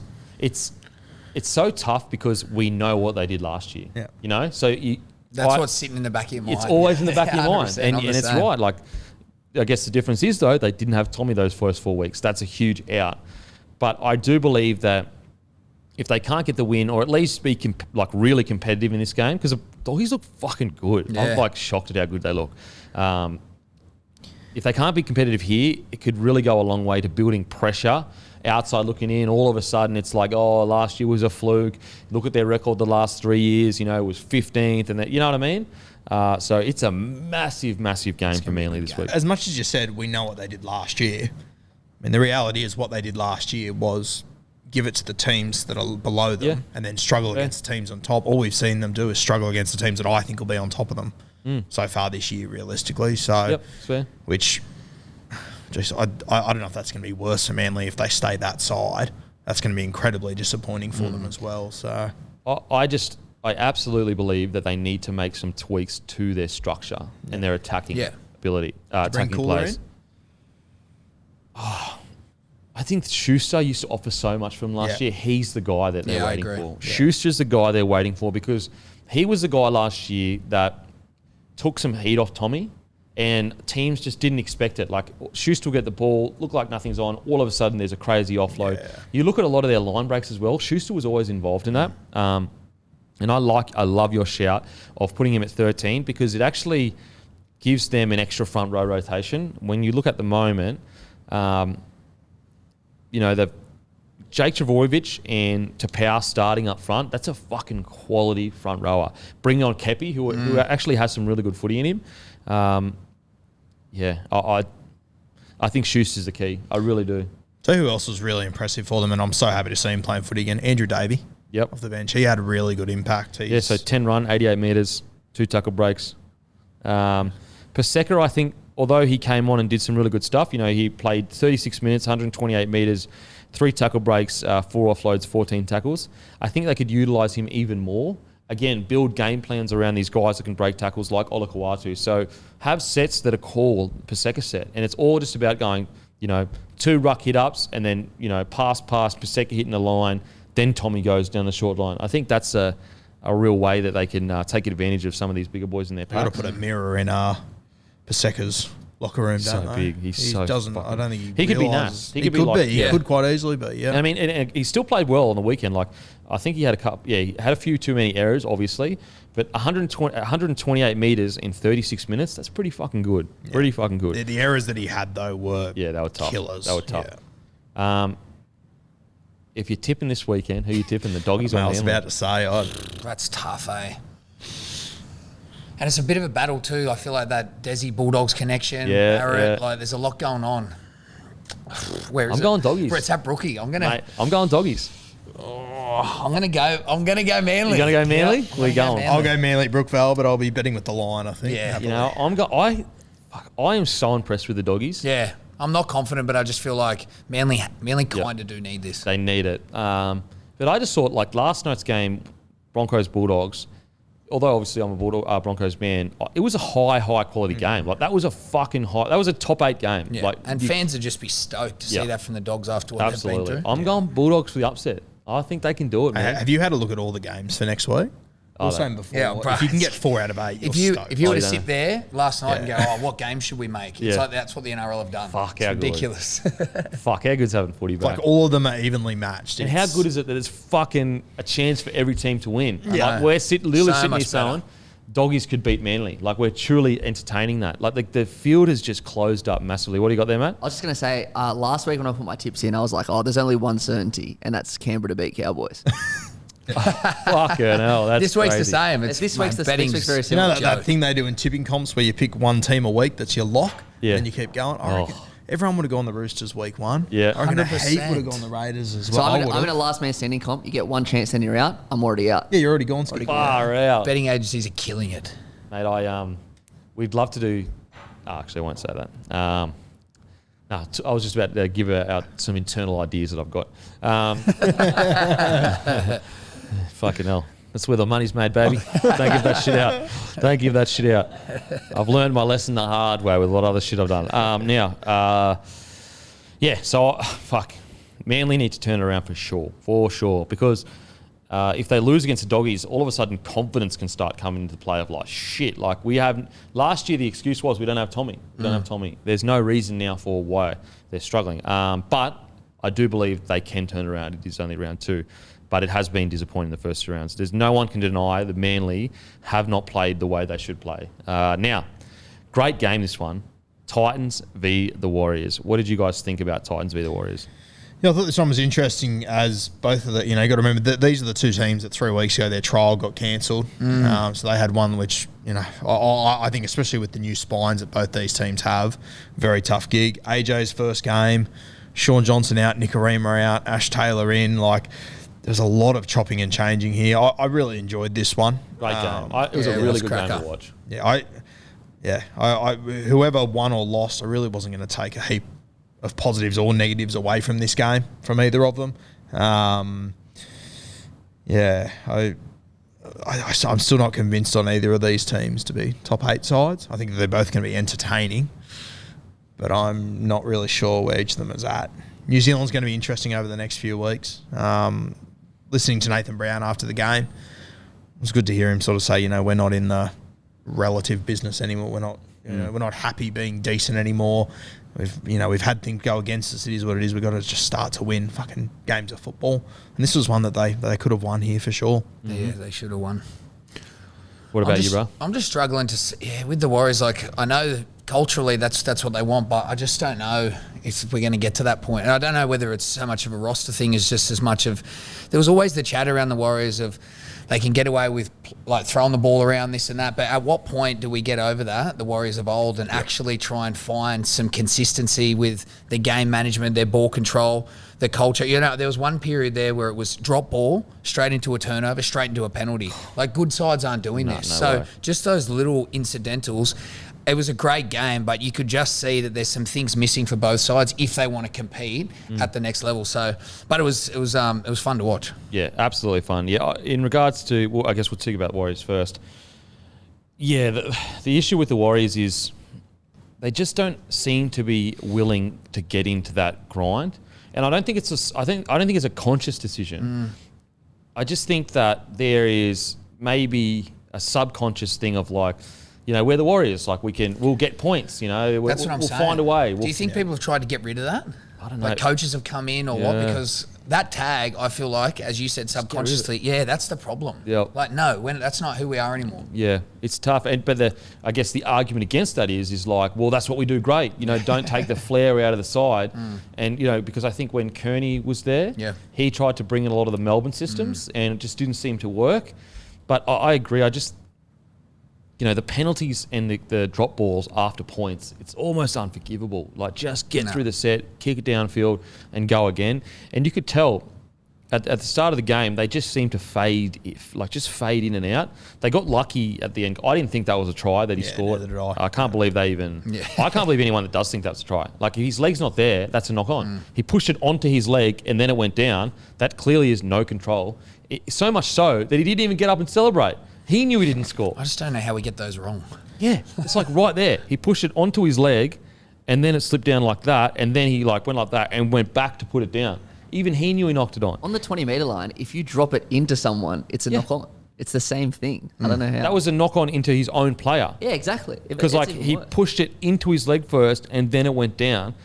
Like, that was bizarre to me. That was bizarre. And what's crazy is, like, you can make this millimetre call and say that it didn't get grounded by Sammy's torso. You can make that call when I'm not so sure that it didn't hit this part of his body, which is above the hips, and then move down to his hips.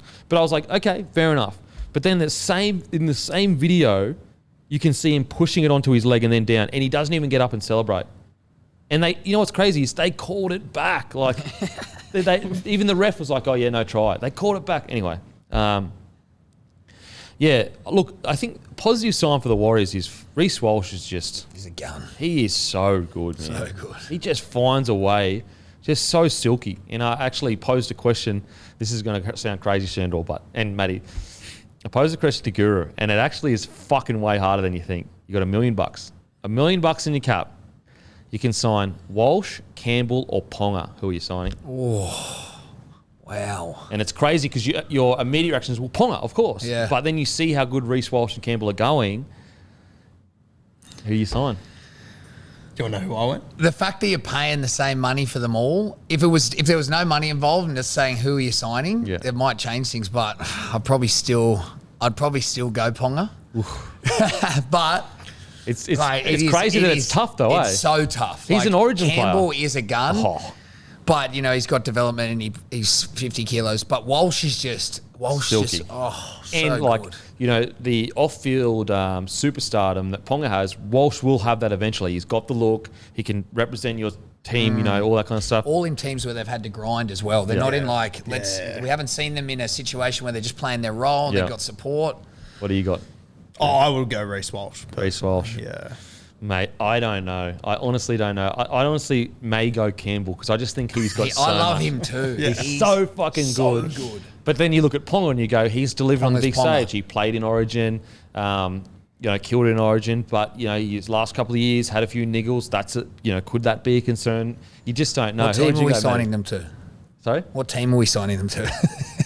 Dolphins. Dolphins. Because you know what? They probably all three of them are going. Just on that, what team? I think one huge thing about Reece Walsh is he is this superstar in the Warriors. And normally those Warriors players kind of get forgotten about, so it's a credit to him. But I probably still would go Ponga just because we've seen him do it for a few years and he's played Origin. But like I say, it was zero confidence. I think like if it came to the crunch and you went over their body of work, I think we all probably would choose Ponga if we were recruitment managers with other people going, here's the body of work, here's the highlights, and your job's on the line, so you've got to take the safe option or whatever. What I think is insane is that question is even a hard question. Yeah. Of how good 100%. A Ponga is. When you stack up like a blind resume of the three. Yeah. If you had a blind resume, boom, boom, boom, it's insane that those two kids are just so fucking talented. And like we all said something different. I can't argue with any of you. Yeah, nah. Whatever your answer, cannot argue with it because they both offer. I just think Campbell. How many players have gone to the Warriors and had an impact? Not me, that's for sure. Not me, that's for sure. And also in a team that they're not world beaters. It's not like the Warriors are killing it right now. And the same with Campbell. He's special. He's he's got the eye for it. Right. Just the ability to break tackles, but he's a fucking... You can't teach it. Literally 40 kilos. Yeah. Really interesting question. Reece Walsh, I thought he was fantastic. I know Rocco Berry had that brain explosion at the end of the game, but I actually thought he played pretty well. Outside of that, kicking, I felt a bit sorry for him. I know it was the wrong decision to kick on the fourth, but they were chasing points and they gave him the ball. Yeah, he was going for something because that's what they were going for. It was almost like they were looking for someone to take that risky play, and he was just the only one willing to do it. Now, was it the right play? Obviously not. And then, he didn't kick on the 5th. I understand that it's not the best call, but I did feel like the commentators were like a bit too harsh on him. It's like, well, okay, if he takes a tackle, then he's not risking anything, and that's the safe option. That's the option that gets you like, I don't get in trouble. I'm going to take this tackle so I don't get in trouble. He went the option of like, okay, we've been passing it around for 10 to 15 seconds. Clearly we're looking for someone to take that risk. I'll do it. Didn't come off, understandably so. But you could even argue, well, okay, where was the 7? Where was the 6? Where was Reece? Why didn't they have the ball in their hands? And it's that mindset that's going to win Rocco more games than he loses. Yeah, for sure. That's what it pisses me off. The commentators never talk about it. They were pretty harsh on him. I thought it was a bit unfair. Yeah, I agree. I thought it was a bit unfair because fair enough, if that was a kick, it was a 20-minute mark, the game's not on the line, and he just went for a grub. It's like, mate. But this was, they were looking for someone to take the risk. I thought, I just thought it was a bit rough. So I actually thought he played pretty well. I think Pompey needs to find a way to get in the game. I think that the Titans actually made a concerted effort to take him out of the game. But because when he does get the ball, he's a big fucking boy. He is a weapon. He's a weapon. And I think the Titans did really well and just completely, they took him out of the game. Like, he was barely in it. He tried, he still ran over 100 metres, which is good, had 11 runs. Who else? I mean, Jesse Arthur's the other centre, also taken out of the game. He had like fucking 6 runs. I thought Harris Tavita had some really good signs. Yeah. What's your thoughts on him, bro? Because I'd just love to see him just given a genuine opportunity. Consistently. I think give him a chance, and just as long as he can stay injury free, I think he's got a lot of potential. I saw a lot of class there, but you know what? His stats won't tell you it. I thought Ash Taylor was really fucking good. Yeah, I thought he looked good too. You look at his stats, but go and watch that game and look at crucial short kicking game that Ash Taylor had. The amount of repeat sets he got, I thought he was good, man. He just looked confident for the first time in a long time too, which I love to see. I'll be honest with you, at the start of the week, when he named Chanel Harris-Tavita at fullback last week and Nikorima at 6, then he brushed Nikorima and he moved Chanel Harris-Tavita to 5'8". I was just sort of, I don't understand why he, like if Cody Nikorima was your man the week before in round 1, I don't understand why you would drop him. Well, what makes, and you're right, to go further with that is that fair enough if you move Harris into the halves because Reece is back and you have Harris above the pecking order. Yeah. What's weird is not only did you move Harris in, you dropped him for Taylor. Yeah. So why wasn't he there the first week, Taylor?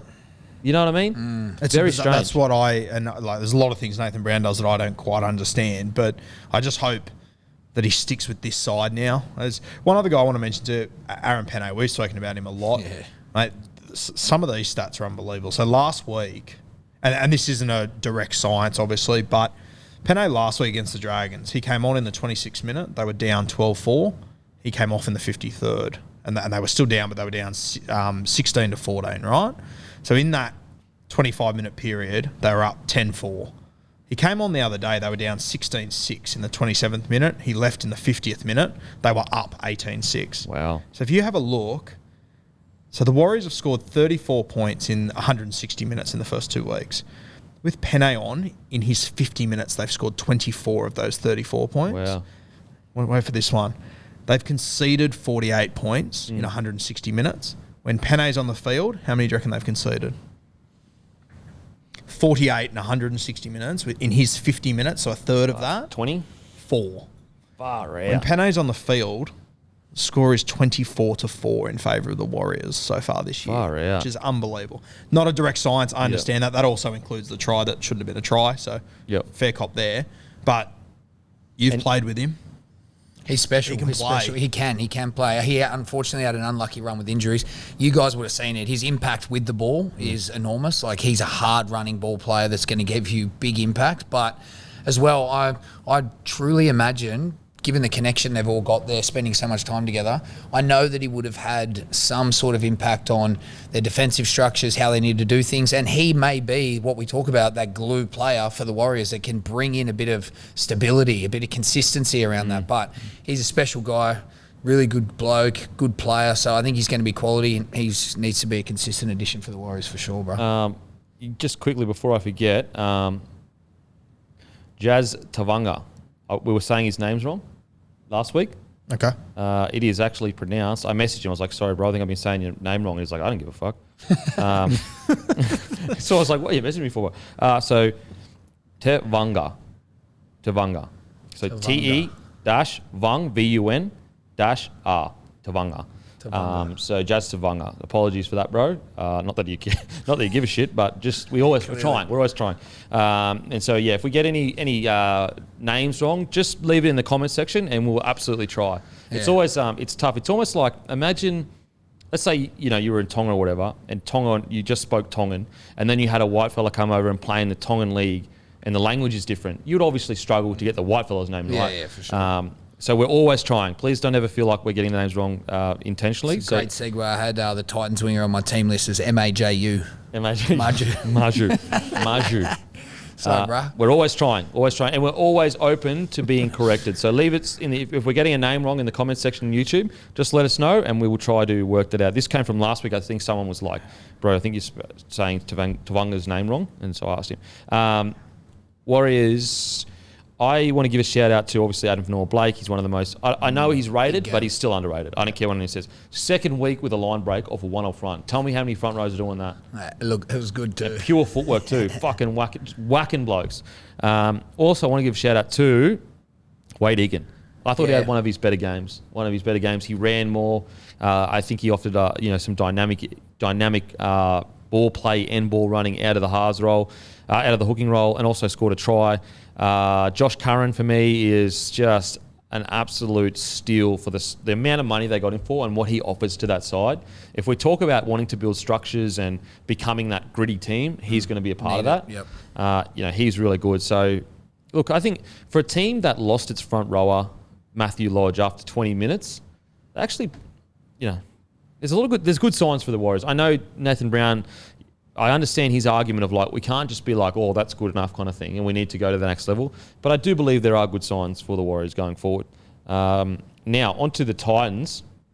I actually have a different perspective on, getting something out of this game with the Titans.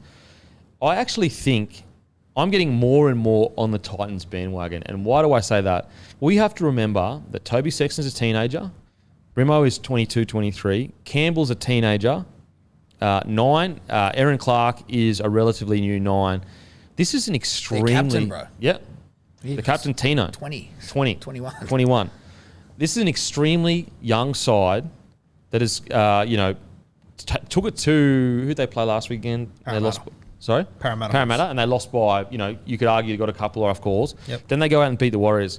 I think this is great signs for the club. If they can keep this team together and they're already playing like this now... I think in the next few years, we're going to see some real fruit from this kind of setup that they've got going. Yeah, and they've just got to keep them together. That's the hard thing. If it does derail at some point, they've just got to stick with them. Because you can already see they've got so much ability, it's not even funny. And yes, they are going to play shootout rugby league. But that's who they are. They've got a bunch of kids under 25 that are running this team. Like, I guarantee you the vast majority of their games are going to be decided by one scoring play. But I think in the positive with that is just right now, that's who they are. And I think Isaac Liu is a great signing. I thought he was really, really good on the weekend. But I think in 3 to 4 years, they'll turn into that gritty side. Yep. They'll have all the good attack plus the good gritty defence. Tino, the amount of work he gets through. It's crazy. You can just see his mullet swinging around the fucking hot. Every set is Tino doing a cover tackle. You know what I mean? It's constant. It's the best. I'm really bullish on the Titans over the next few years. I think they've made such good decisions in their recruitment. I think they've made such good future plans. And I think it's a thing we haven't seen at the Titans for many years of planning for the future. I think there's been a real mixture of direction of, let's recruit to be good now. And then the next year it's let's recruit to be good in a few years. And then they go back to the old way. I think there's a clear sign here that they're we have a plan, a 5-year plan like the Penrith or whatever. They may not be world beaters this year, but if they keep this side together in 2 years' time, they are going to be fucking hard to beat. And there's guys that they've had in their system for a couple of years now that are starting to play great, like Bo Fermor. How good's he been? He's good. Mate, I didn't know if he was up to cup footy last year. Agreed. At the start of last season. He is, I would argue he's one of the most improved in the... Kevin Proctor isn't getting a look in at a starting jersey there. And you could argue Firma has outplayed Fafita in the first 2 rounds. He definitely has. Blind resume, he definitely has. Yep. Without a doubt. And that's the other thing, that they're still not getting the best out of Fafita. They're still not putting him in the right spots that they need to get the best out of him. That'll take time. They are a young spine, as we said, but The upside in the Titans is they're a team you don't want to play. They're so tough. They're so you know you're going to have to score like fucking at least 20 points to beat them. What did you get out of watching Titans on the weekend? I've been impressed with them for a while, and just from the outside looking in, I have a close relationship with Tino, and I've just been interested to watch his development. Now being named captain, I just know how passionately he speaks about it, and then coming from the Storm and doing a 3-year apprenticeship as a kid there, I know that they're doing all the right things in terms of culture. You spoke about it with development as well. I think if you develop this team and around the core players, like we spoke about Campbell, he's one of my favourite players to watch at the moment. So good. The inclusion of Bribson was really obvious, just his impact, another little spark. So they got the players there. They got some real work horses and toilers in the forward pack. So you said it, Guru. I think they're that bogey team you come up against and you're like, we should win, but don't know what's going to happen. If you're playing them on a Sunday arvo, dry weather, you're just going, fuck, no thank you. No, you're doing it tough for sure. Yeah. They just, for me at the moment, for a team that isn't, locked in the 8, they're the most promising youth in the comp. I think they're probably outside of Sharks that I really think can go in and do some damage in the 8 now. Yes. They're the team just underneath them that may not do the damage this year, but again, if they can... They'll compete. Mate, if they can keep this side together, like Sexton, he's fucking quality. He's even better than I thought he was. Like, I thought he was good, but his composure, like 400 kicking metres. I even like, I know Fafita hasn't been brought into the game that much, but I noticed in the first set the Titans had, Sexton demanded the ball and just got a one-off pass to Fafita to his line. Love that. And so you can see him trying to get him in there. It's just a matter of time. It's going to take time. Absolutely going to take time. And so, mate, I really like. We haven't even spoken about Fodawaker. Like, he's an Origin. He was our best player in the team when we got towed up for Queensland. I really like what I see when you've got a team that David Fafita's in, and you could argue the other back rowers are out playing. It's almost a good sign because when Fafita does hit his stride, which we all know he can, that is going to be incredibly damaging back row. Aaron Clark, he's really surprised me. I think he's been solid. The good thing is they've got depth in that position. But when I look at their backline, at the start of the year I said they had the most underrated centre pairing in the comp. I now would take that a step farther and go they've got the most underrated backline in the comp. Greg Marju and Philip Sammy, both 200 plus metres. Marju 11 tackle breaks. Sammy a try. Like between their wingers, 3 tries. 430 metres, roughly. Over 100 post-contact, 14 tackle breaks. Like huge numbers. That's massive. 3 line breaks. That's just their wingers. And that's not even including Campbell. And Corey Thompson isn't in the side. Corey Thompson Isan Masters isn't in the side. Yep. They've got that young Jojo Fafita too. Like they have got a heap of depth there. And if you get desperate, you chuck Will Smith anywhere in the back line. You know he's going to do a job for you too. Yeah, I really like what I saw from them. I know that it was a tight game, but for a period there, they looked like they were going to, run away with it. Credit to the Warriors for pushing them and catch. It was like 14-0 at one stage. Really entertaining game. I think Sexton he's so good. And I think Brimo really does complement him. Yeah. If you wanted 2 halves that are going to complement each other, I think those two really do. They're not too similar. Brimo's running game, we saw the impact of it the first run. Again, I really like what I see of the Titans. The key for them going forward, and it seems like it, the players do seem to understand that they've got a really young side and they're going to need to take sacrifices to stay together, I think anyway. Even like you look at Jolloff off the bench, in 39 minutes, 105 metres, 27 tackles, 0 misses. I mean, that's a great impact. Like, that's a great contribution to your side. Good signs for the Titans. Really good signs for the Titans. Now, they just need to fix their defence up. Like, being 14-0 up with 10 minutes to go in the first half to all the way to 14-all, it's like, fuck, you've got to fix that. Now, on to the next game. Sharkies versus the Eels. Great game of footy. Great game of footy. What did you think about this, Sandor?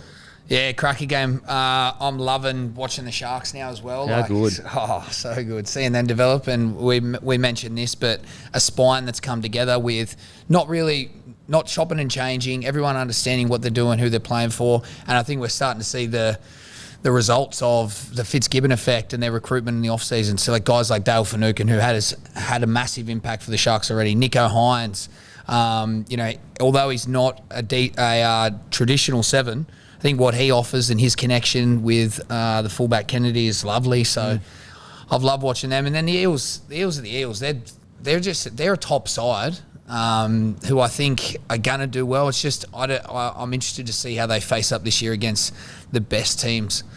But Sharks for me was probably that was a standout game for me this round, I reckon. It was, what a game to watch. What did you have, Guru? Yeah, I just, similar to what Dor said, like Cronulla, they look so well coached so early. We were saying before, the amount of times that Nicho Hynes throws a pass blind and Nicho Hynes is behind him and he just trusts that he's going to be there. Like Will Smith, sorry. I think you said Nicho Hynes. And Nicho Hynes is behind him. He passed to himself. Oh, sorry, right. No, Nicho Hynes Did he say that? Will I could be Kennedy. wrong. Will Kennedy. Yeah, Will Kennedy. I said Will Smith. I got it fucking wrong too. Yeah, you're mind fucking. Nicho Hynes, the amount of times he'd throw blind and he just trusted his guy's going to be there. Like, they've played 3 games of footy together. Yeah, so true. Like I thought Moyser was really good. I'm obviously a Moyser fan, but for him on that last play to come to the line and have Nicho Hynes at the back, 9 times out of 10 last year's, Moyser just goes, yep, you have it, Nicho. Yeah. For him to take it upon himself and lay that try on, they were trying to get to Will Penasini the whole half. I'm so happy to see Moyser back actually showing what he can do and producing in a big moment. Well, I think with Moylan, I was a bit disappointed with his round 1 performance. This performance, it showed that was mainly rust, and I thought he complemented Hynes really well in this game. Still 1 or 2 things that are a little bit rusty with Moylan, but you're totally right. The game was on the line. They needed to find a big play, and even when it was happening, I'm like, well, obviously they're going out the back to Hynes. Like everyone would go out the back to Hynes to make that huge call. You know how deep of footy IQ you've got to have, or not IQ, a feel for the game to hit the short runner when the game is on the line, and the safe option where you don't get crucified is to hit Hynes. And that's the thing, but Moyser is self-aware enough to know that if he hits a second row and he gets chopped, he's going to cop it left, right and centre. Get this guy out of here. What a stupid play. I don't reckon anyone was more shocked to not get the ball than Hynes himself. Yep.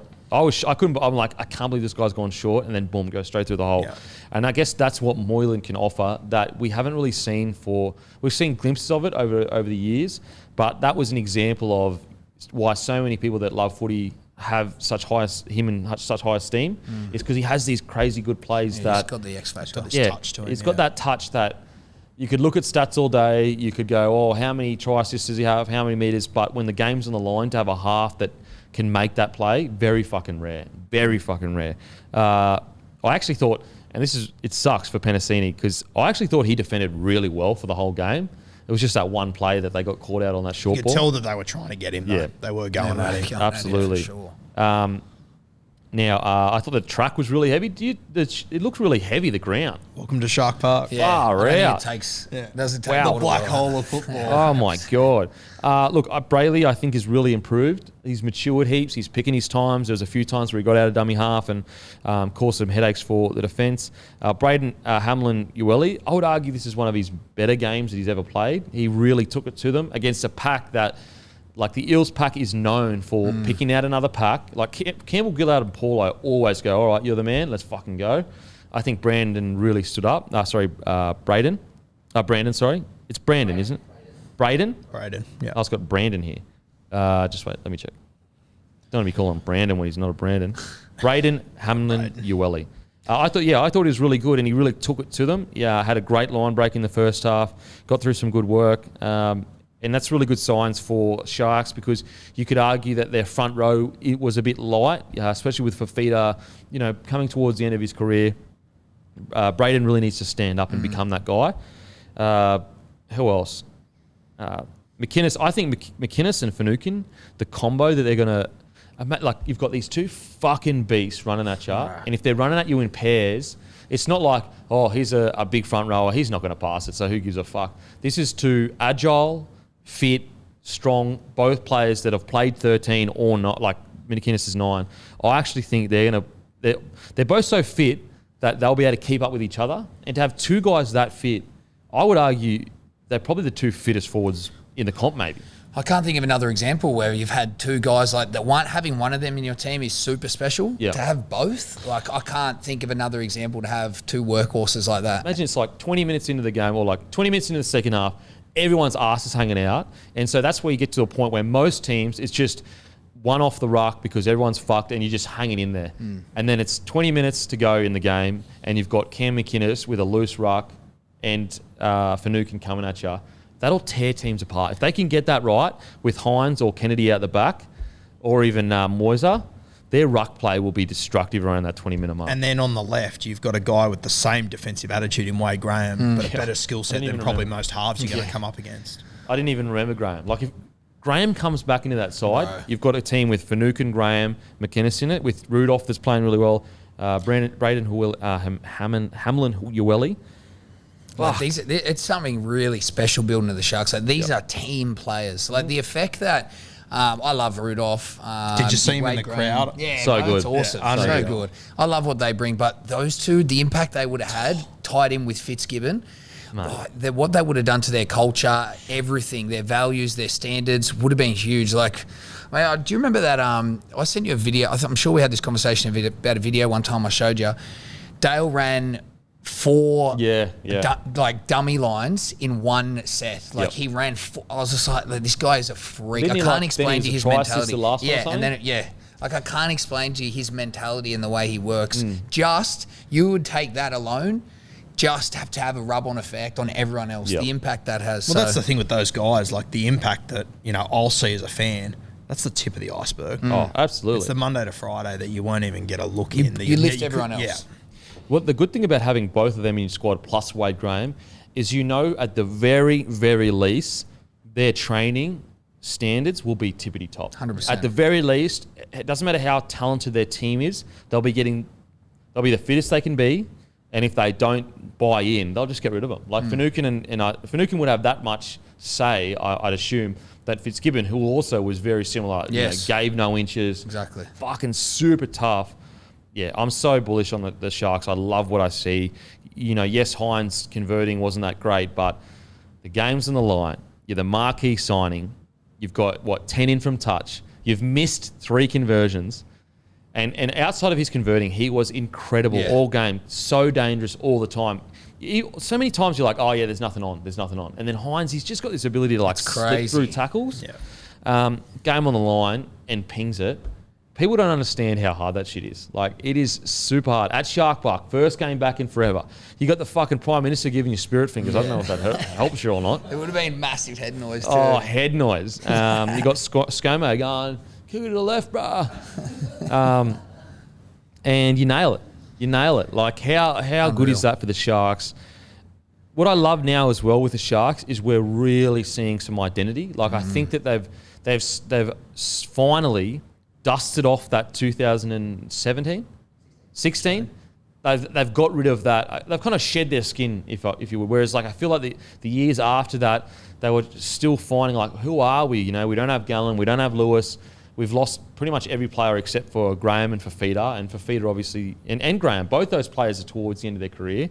Yeah, that's a good point, actually. You know what I mean? You go. Culturally, they've filled the gap that they had. They're a new And new they're not breed. that gritty, will drag you down to our level anymore. They're more back to the 2000 Sharks with Peach and Kamali. Yeah. And they're a proper entertainer. And as you said, the track looked slow, but Cronulla looked fast. Yeah, Everything totally. Cronulla did, the amount of noise that Shark Park was making yesterday too, I love it could suburban become a grounds. real... Yeah. then And them the winning new thing is at the just, back there. it's going to be awesome. That's just going to become common now. Just the full ground at Shark Mate. Park is going to be unreal. And they're building the hotel. I just think as a club, they went through so much shit. Whoever came in admin, I'm not sure who it is, but whoever has come in admin and managed to take that club from almost out of the comp. Like, they were struggling financially. Wasn't it? The Doggies didn't have a sponsor, but didn't Sharks also struggle with a sponsor for a while there? sure, yeah. ages, yeah. Now they own the hotels in the back, I think.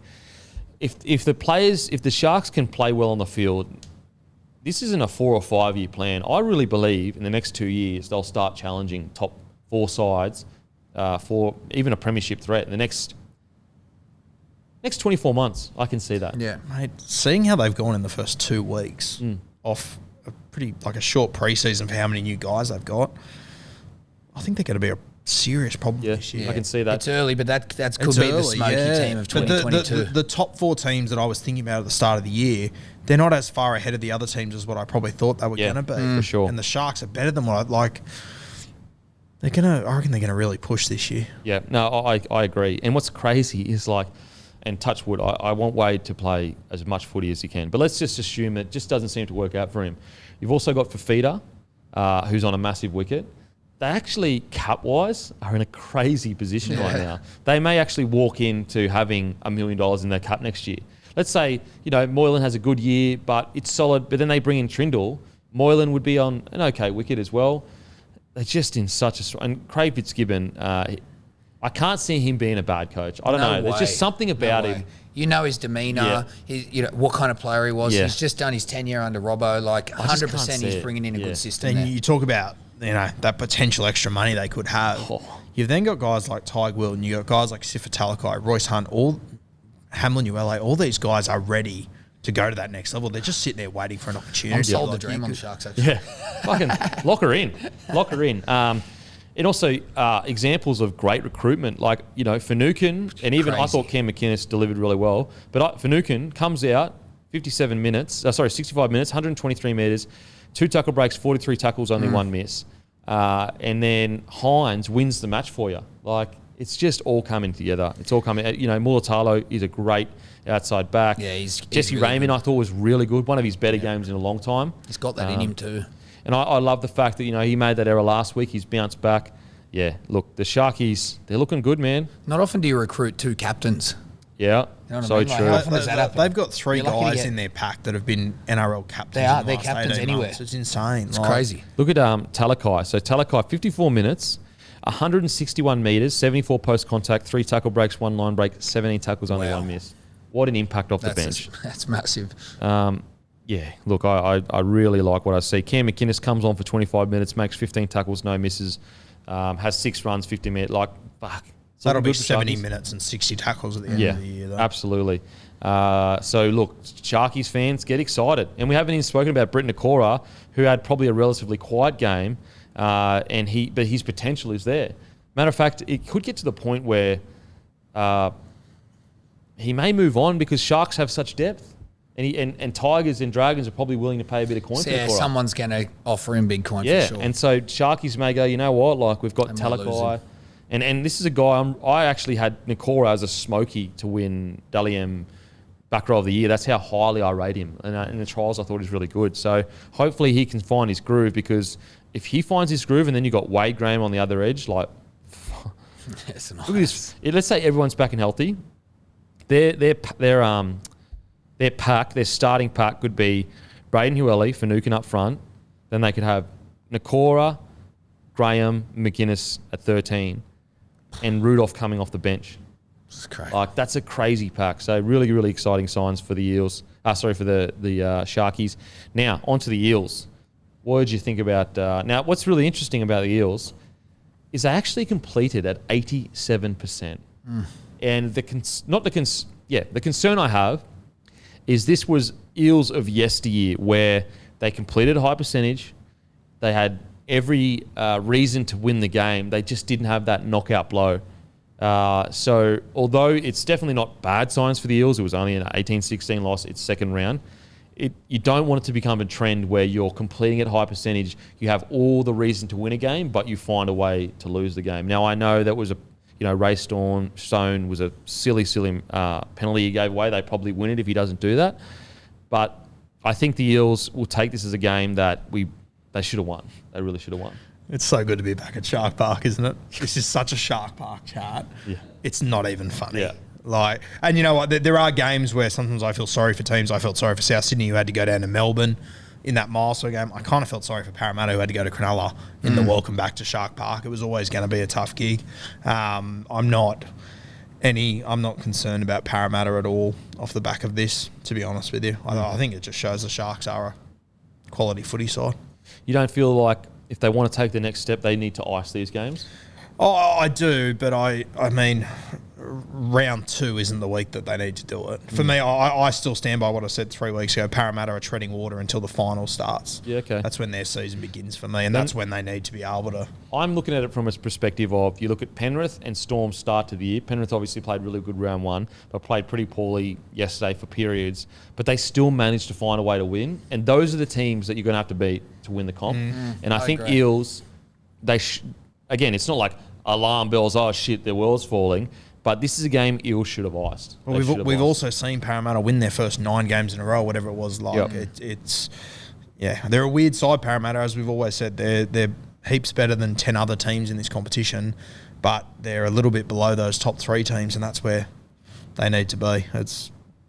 They're right up there. We're kind of just waiting for that progression. Like we've had one some step, success for 2 years. We've had the finals. We've had the long patches of wins. But when do you become that team that really can put the games away? It's kind of just what we're waiting for. But one, pretty negative. Their back row. 7 tackles missed for Lane, 7 tackles missed for Papali'i, 5 tackles missed for Kafusi. It's a lot. That's a lot for a team that, defensively, usually really, really good. So maybe it's just a one-off, but you look at their entire missed tackles it was was... line break city for the Sharks. Yeah. Well, they missed 49 tackles. 10 separate Sharks players made line breaks. Really? 10.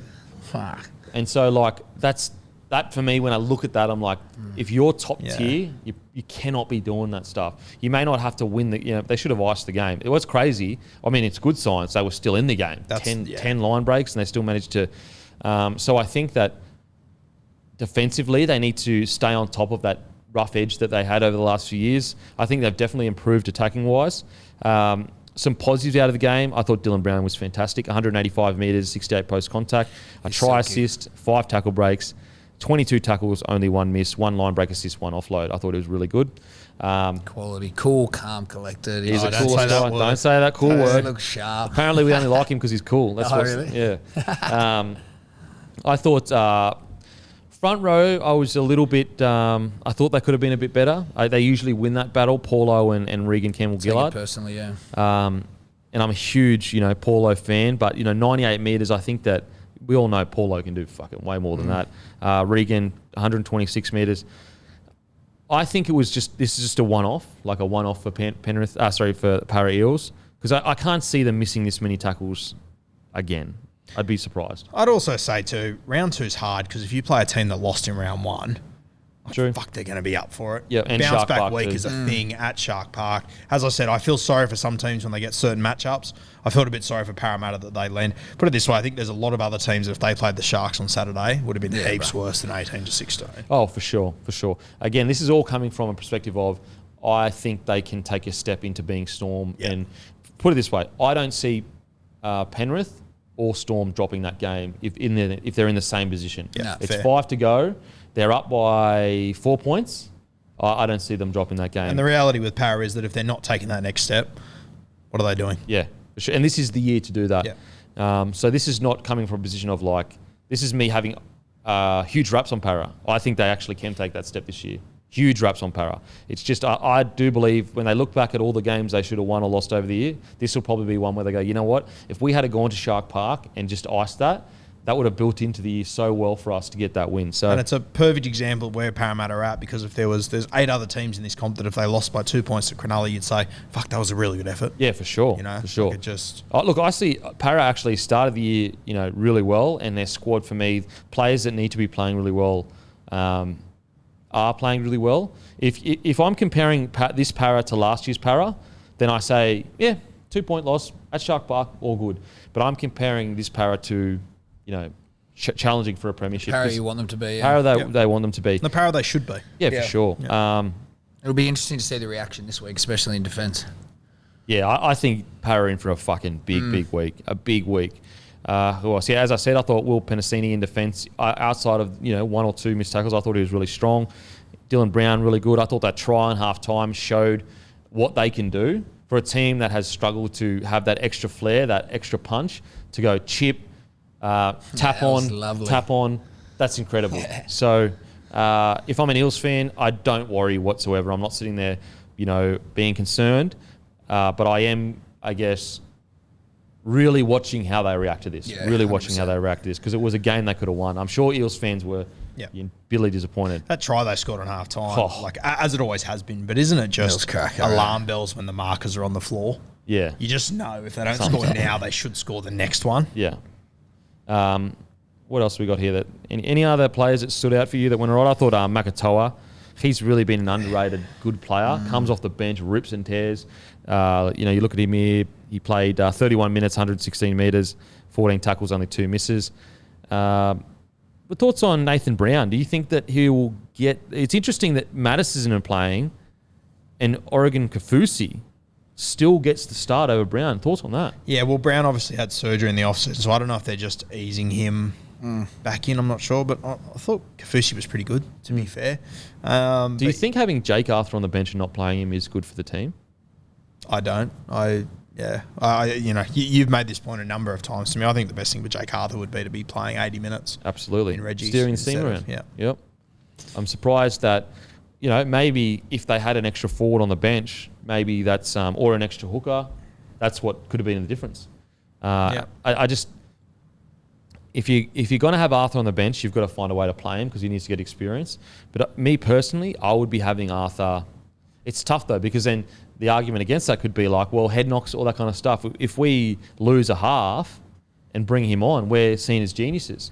But I think it's better for Arthur if he goes back to New South Wales Cup, is the key man. Like, this is your team, lead them around. Because players always want to play NRL, but the value of playing a full season of Q Cup or New South Wales Cup, you learn a lot in that. Yeah. And your body gets hardened from that footy. And it's never been more valuable than right now because Jake Especially Arthur at a key hasn't position. played as much footy as he should have the last 2 years. Absolutely. That's, And what if Moses or Brown goes down injured in 2 to 3 weeks? Touch wood, hope they don't. He'll have no match fitness and no playing there. So, going to be an interesting decision. I understand why you would put him there, especially when, I didn't think he played poorly last week. It'd be very hard for him to lose his spot.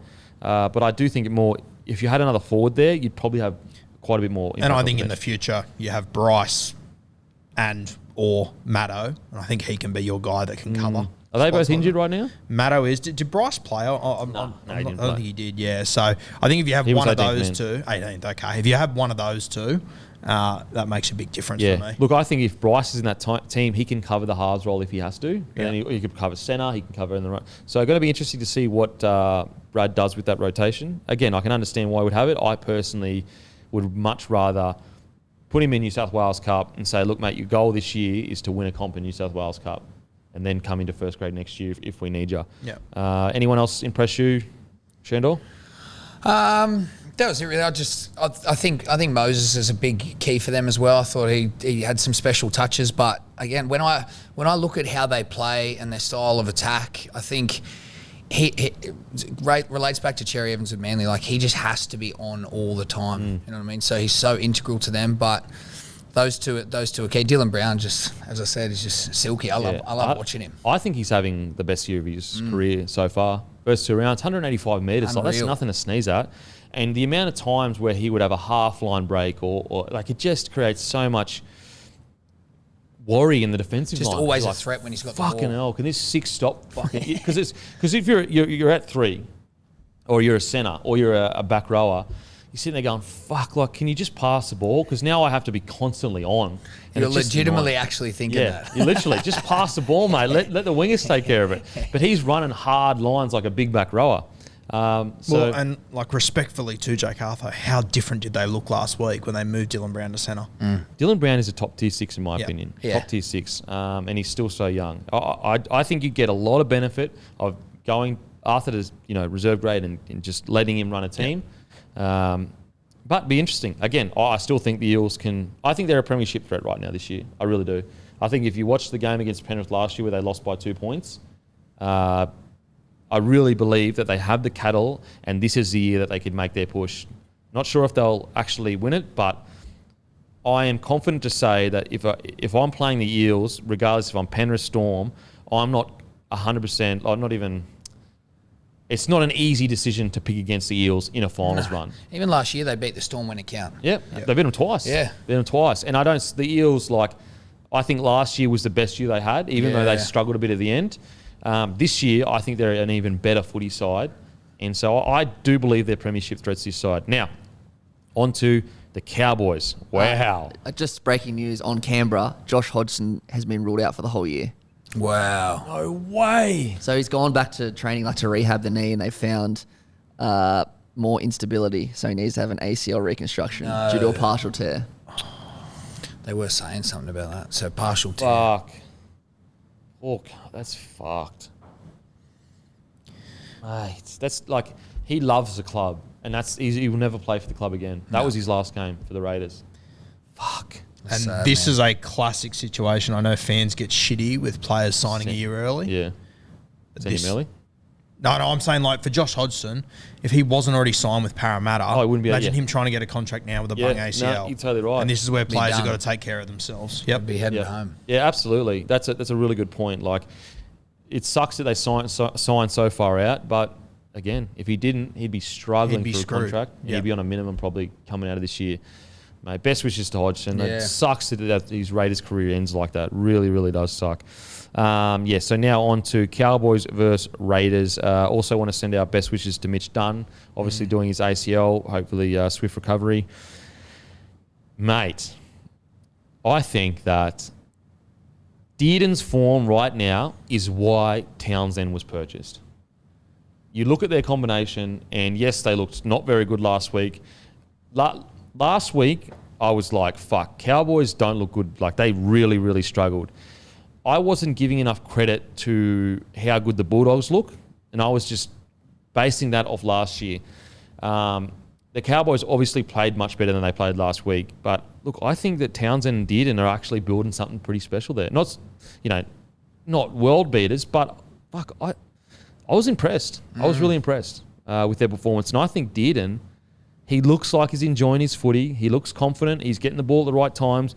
And you even saw vision in the sheds after of Townsend talking to them. You could see the bond they have. It's working. It's working. And Dearden is getting confidence. And he's a guy whose confidence was absolutely decimated at the Broncos. Imagine being the Broncos and you're the next Lockie or whatever, and you're just getting pounded into the earth of like article after article, and you're getting put in reserve grade. You're not getting offered a contract, all that kind of stuff. Which is you're playing good footy. Off there's no way. Then you go up to the Cowboys, who are also struggling. So first of all, massive congratulations to Dearden for having the mental strength to push through this bullshit. And this is why Townsend was purchased. I think the amount of people putting shit on Townsend when he got signed, I just like. Do you guys understand he won a premiership and played well doing it? Yeah, he was a key role. And also... He's got leadership in him too. 100%. 2018-19, he won the club's player of the year. Townsend may not be, he may not be Nathan Cleary or whatever, but at the end of the day, he's an elite half that I think a lot of clubs would benefit from having him there. And I think people look at Chad and go, there's better guys out there. And then if you get them to sit down and write a list of the better half, there really aren't that many. And they're the best of the best. Yeah, they're the best of the best. They're worth an absolute mozza. And respectfully to them, only a handful of them have actually won a premiership. That's what I was gonna How many say. premiership winning halves are there in the comp? Hughes, Cleary, DCA won over a decade ago. Yeah. Yep. Reynolds. Like, It's not really that many. there's not many. And also, he's such a good bloke. He's not going to be a dickhead off the field. He's going to instill good values to your players. He trains his ass off. That's one thing that he's always had is his training ethic. And I just think that you can see it. Although I was surprised Drinkwater didn't make it, I probably still would have Drinkwater in the side at a 14. Yeah, I agree. But I can understand Payten's thinking now. I can understand that it's all about combinations. Remember back when Cleary was looking for a partner, and Burton probably played better than Luai in his first grade debut. And a lot of the fans were like, Burton needs to be his half. He's Guilty. you're probably the same. And it's fair enough. And I was saying at the time, Burton may have played better, but halves pairings is all about the pairing. Yeah. You look at, for example, Cody Nikorima and Anthony Milford, both really good players by themselves, but together they just didn't mix. Hunt and Milford were much better.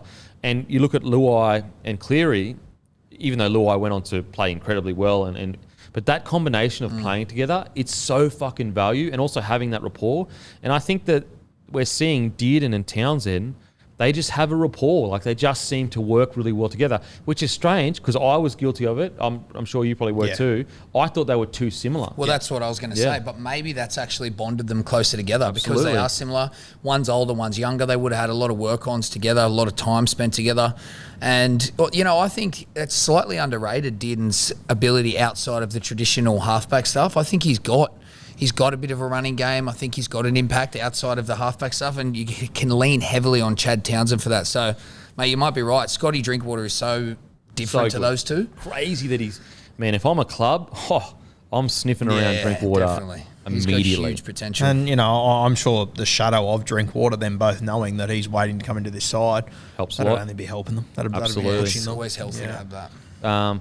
So, mate, again, last week I was like, fuck, it's going to be a long year for the Cowboys. And this, we don't know if this is going to, be consistent. But I thought they looked absolutely fantastic last night. Probably the best they've looked in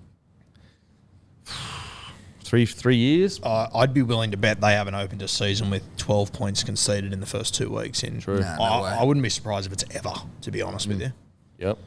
I will say this, obviously the Cowboys, they look very impressive now. They haven't left North Queensland yet. Yeah, So true. there are plenty of challenges still to come for them. But, Canberra scored 1 try, CHN scored, and it was just because Nanai, being a young head, just lacked a bit of urgency. Like, he'll never do that again. So, if you take out that one little lapse of concentration, all of a sudden the Raiders are on a duck egg. It's a 30-0 victory to the Cowboys. It was a really impressive performance. I want to speak about Nanai quickly. He is so fucking impressive, but definitely needs to sort his D out. Yeah. Definitely needs to sort his D out. Missed 10 tackles. Yeah, well. Ouch. And the one that he conceded the try on probably doesn't even count as a missed tackle. Either. And so with a guy like that, games like this can actually really help because they got the win, so he's not getting pizzled by the fans. But internally, Payten would be like, he was selecting on defence. But games like this can really help young guns because it can just, I hate to say put him in their place because it's like, but he was a team in the team of the week last week for a lot of people. Just bring him back down to earth. Just make them realise this is a week in, week out. Yeah. Like 10 missed tackles should never happen again in your career, especially with how good you are. And I think Nanai is truly one of the best young back rowers in the comp. I think he's still 18 or 19. He's definitely still a teenager. And so I actually think this will do him a world of good and make him work on certain things in his game that he probably, if he was still playing New South Wales or Q Cup, he probably wouldn't work on this kind of stuff because he would just be killing it. Yeah. Whereas in NRL, it will force him to be like, oh, you know what? I mean, we're all guilty of it. When you first came in, I'm sure there were like, I didn't want to work on my defence. Like, I just wanted to fucking score tries and do all the good shit. Or like Scoots and that.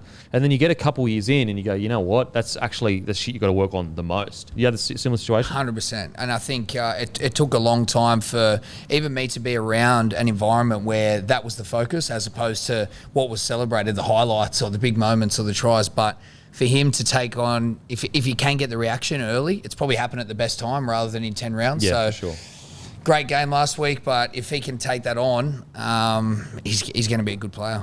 It's going to be interesting for the Cowboys losing Mitch Dunn. I think that's a bigger one than what it comes across Yeah, as. he fills the battler. gap for Mate, them. he's got a bit of ball playing in him as well. All of a sudden, I think Ruben Cotter will now become more important sort of in that role through the middle. But it also means that your Nanai, your Hylam Lukey, they've now got to fill the minutes of Mitch Dunn. So, yeah, they've got plenty of challenges still in front of them, Cowboys, but every test so far, they've passed it. Yeah, look, and it's, the good thing is Payten had a plan coming into the year. And the plan was, I'm selecting a team on defence. They've only conceded 12 points. If you can go through the whole year like that, you're not going to finish on the bottom of the table, that's for sure. You may not be a world beater, but... Yeah. If the fullback was onside off that kick, if he was a foot behind, all of a sudden they're 2-0. Yeah. And we're, Absolutely. Who else played really well? I mean, Hamiso, big moments. He seems to get the job done. Probably still needs to work on his defence a little bit, but he's showing his class. I think it's the second week. What I would say, I probably want a bit more involvement from him. Yep. Although he had a lot of metres last week, he only had 11 runs. And I think if you want to be a top-tier fullback in today's game, you need to be hitting 20 minimum. Especially with a guy like Hamiso, because you imagine his hands on the ball 20 times.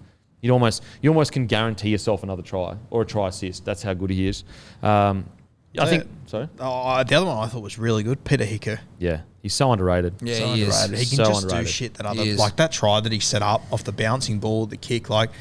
He's silky. Yeah, say it's lucky or whatever, but Hicker does this stuff all the time. He's another guy from the Warriors that Yeah. I think they lost. So Herbert was at the Warriors. Yep. And Kikau was at the Warriors, and they were coming through, and they were both like really good. Like I thought they were really good at the Warriors, and they both lost them to obviously other clubs. Kikau at the Warriors towards the end as well was playing real, and it was a real big reason why they didn't just get towed up. He was playing towards the end. 5'8" a few games, Yep. and he was doing everything. Absolutely. No, I agree. I think Kikau was silky. I think Valentine Holmes is growing into this position. Yep. I really do. And I mean, is that a fucking surprise? Is that a surprise? Valentine Holmes. You've got Jordan McLean. You know, he was solid. Chad Townsend and Dearden for me were the real standouts. So I just thought they looked so composed. They look like they're pairing really well. You look at Dearden, he made 6 tackles, he didn't miss any.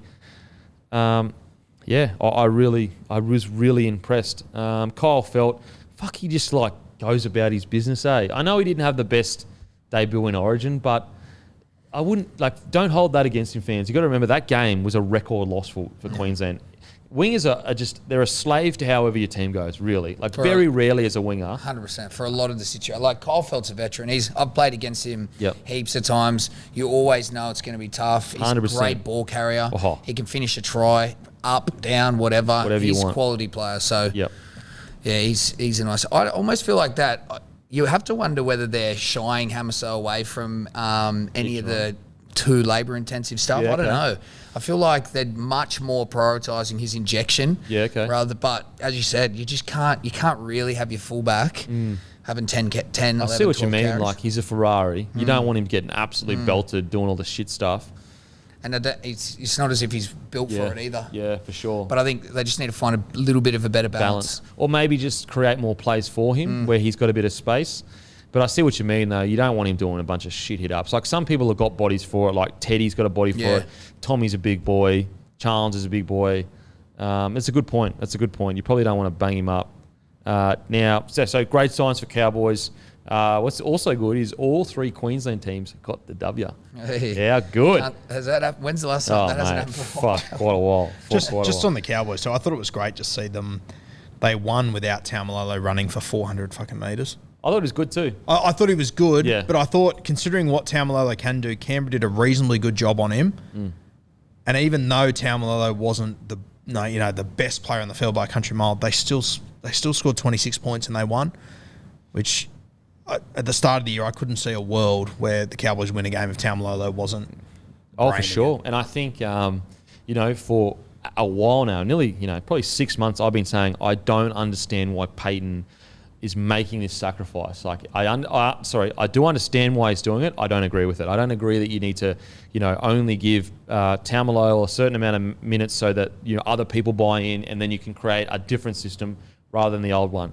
But to be honest, last night was probably the first example we saw of what Payten is trying to do and the benefits of that. And that's a team that could score a bunch of points with Taumalolo not being relied on so heavily. So you've got to give Payten rap. Now, he needs to do that for a whole year, as in the team needs to do that for a whole year. Yeah. But I think that this was you've got to give Payten a rap where he's been working towards this kind of game for a whole year now, with a lot of naysayers saying you need to get Taumalolo on there for fucking 70 minutes and, busting through a bunch of tackles. But we saw a team, just like the Knights, for example, that was able to put on a bunch of points with Taumalolo just doing a solid job. 150 metres, 24 tackles, 0 misses abouts. So, yeah, I agree. So, fair play to Payten.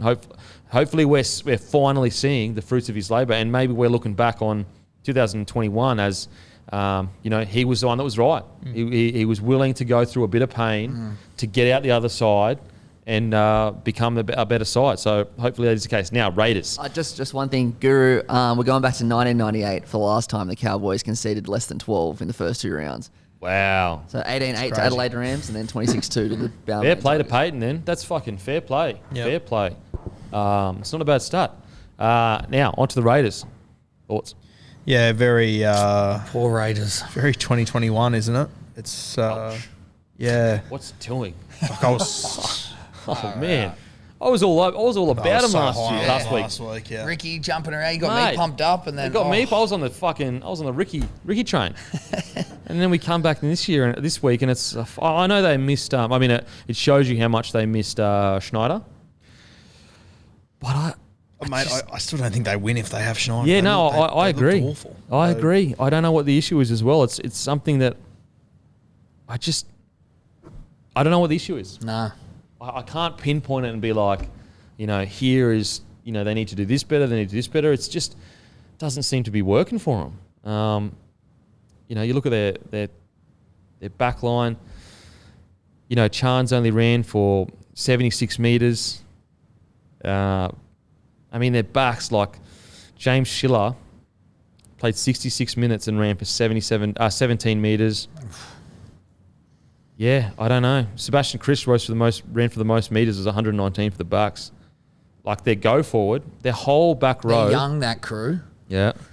Their whole back row, Hodgson Young, 59 metres. Corey Hutawira-Naira, 53 metres. Elliot Whitehead, 63 metres.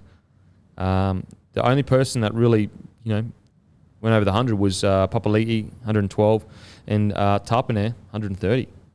It's just, yeah. Like, they're just not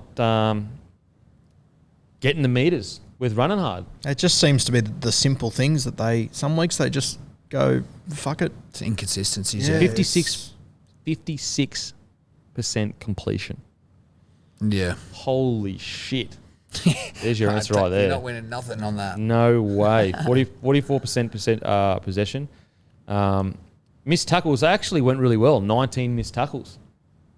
So it's completion. That's it. There's your answer. Fuck, 56% completion. Jesus. And they were a team that's been quite notorious for building pressure. Yeah. Yeah. They sort of changed the game a little bit, whether it's kicking into corners or sacrificing that fifth tackle play in the corner of the field. But going back to basics. Yeah, there's your answer. It's completing at that. Do you think it's the hot weather in North Queensland but that's part of the game. That's footy. You got to get up to it. You got to. They had a week to prepare. They knew they were going to North Queensland early in the year. I don't know what they're doing to prepare for the games now. I remember one year, Fernsey, we all trained in black rubbish bags. Oh, really? And they soaped the balls over for the Queensland game. Fucking hell. So far out, this is full on. Yeah, man. They only completed 18 sets the whole game. They're their own worst enemy. You can blame weather, blame whatever you want. They're their own worst enemy. Yeah, mate. If you're a Raiders fan, you just don't want to watch that inconsistent footy every week. Get this team one week, get this team the next week. I mean, these guys were premiership grand finalists, 2 years ago now? And now it's just like you just don't know what you're going to get with them. They're almost like similar-ish to the Warriors when they were struggling. It's like 1 week, wow. Next week, like, is this the same team? Who have the Raiders got this week, Matty? That'd be such a fun game. It's going to be a good game. Fuck, it's a great game. Yeah. Do you think the players aren't buying into Sticky? Do you think that is? I told you they were 7 days ago, so God knows. Yeah, exactly. Yeah, we all thought they were back on track. Yeah. Back on track, but... What was your opinion on the winger and centre pairings? Tomoko I really like. He just had a quiet game. Yeah, I don't know, man. I don't know. If I'm looking just at the stats and then also the completion, it seems like a tired footy side that wasn't out there, with a zest and with a game plan. Like 56% completion. Like I can't remember the last time I saw that. Rabbitohs, they were like 65, and we were like saying how bad that was. With this, it seems like a tired footy club, a tired footy team. But I don't know. I've got no information. So this is going to be a hard one to talk about because I just don't know, where's the shining light from it. It was just a pretty poor outing for the boys. Yeah, it was. After something so great last week, fighting all the way back in to beat a Sharks side that's red hot. I don't know what to say about Canberra. And I feel like I could watch another 2 months of footy from Canberra and I still might not know what to say. Like they can pull this performance out of their ass whenever. And it's just... And that's just the thing, though. Like, they had a real identity 2 years ago. You knew they were tough, didn't respect no one, weren't niggly, but they just didn't, whoever you were, it almost insulted them that you were you. Like every time they played the Storm, they would go down there, and it was almost like it was Ricky Stewart to a T. Fuck you, just fuck you. Whereas now, it just doesn't seem they have that same attitude. And like what I mean by that, it's kind of like the attitude area of like wrestling, attitude era of wrestling, of that fuck you attitude. I think they've kind of lost that a little bit, that kind of fuck you, They chip on my definitely shoulder, because that's what Ricky was all about. I don't know how many people are driving that right now there. That's I'm looking and seeing that. But the other thing is, to your point, when they were having that success, they were at a foundation level, they were the best at it in the game in terms of pressure. And dominating line speed, like they were doing it the best. They reached the grand final off the back of it. Yeah, off the back of getting in people's faces, and it didn't matter whether you're playing the Storm or the team at the bottom of the table. It's almost like they had a disdain for it. They disliked you. Yeah.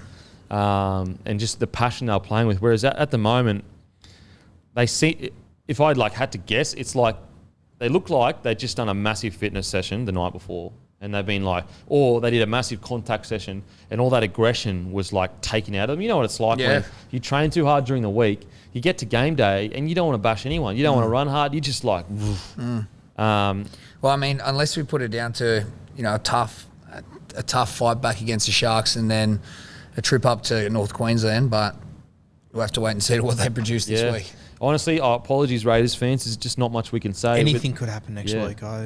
Well, I can't give you any insight because it's just guessing. Yeah. Do you know what I mean? Like, all I can look at that, obviously completion needs to be better. I think any fan that watches rugby league can say that. But anything outside of that, like if I was to say, oh, Ricky has lost the playing group, it's like, I don't know that. Like, that's just nonsense. Like, I don't fucking know that at all. Maybe they absolutely love him and it's just a flat day. The training thing, that's just a massive guess. I don't know if they're overtraining. They could be undertraining. That could be the issue. So I really sorry, Raiders fans, there's not really much more insight I can give to you. That game next week, though, they take on the Titans. It's in Canberra. But they have to man up there in defence. Oh, yeah. If they allow these kids to come down there and put 40 points on them in Canberra.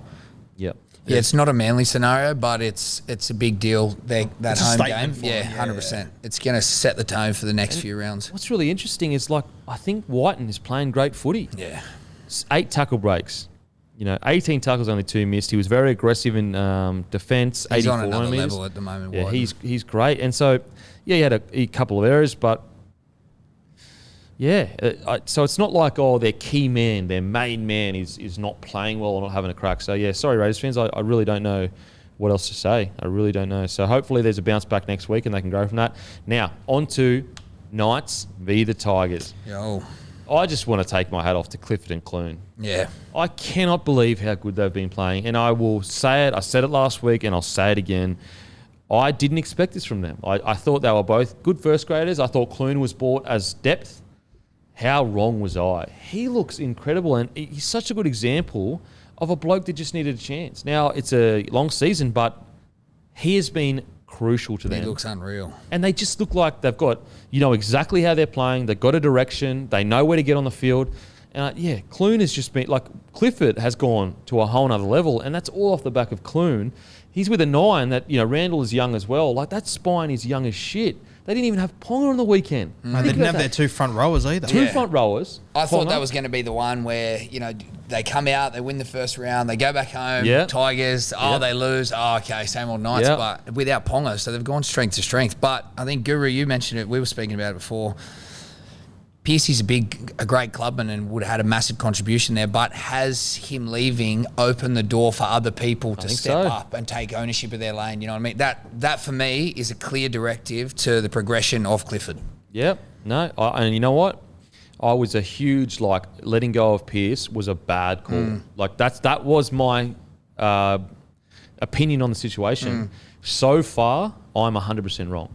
So far, that's the wrong call, and they got it right. Yeah. Mate, Jake Clifford on form right now. He's a top 5 player in this competition. He's equal to Dally M. He's leading the Dally M. He's got 6 points. Yeah. Incredible.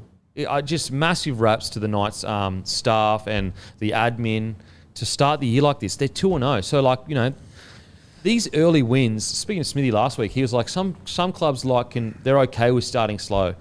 But a club like the Knights, if you can bank these early the wins, momentum, yo. mate, it takes you so far because the pressure isn't there. Then you can drop a few and you can always come back.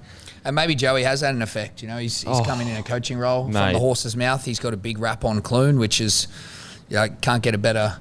Yep.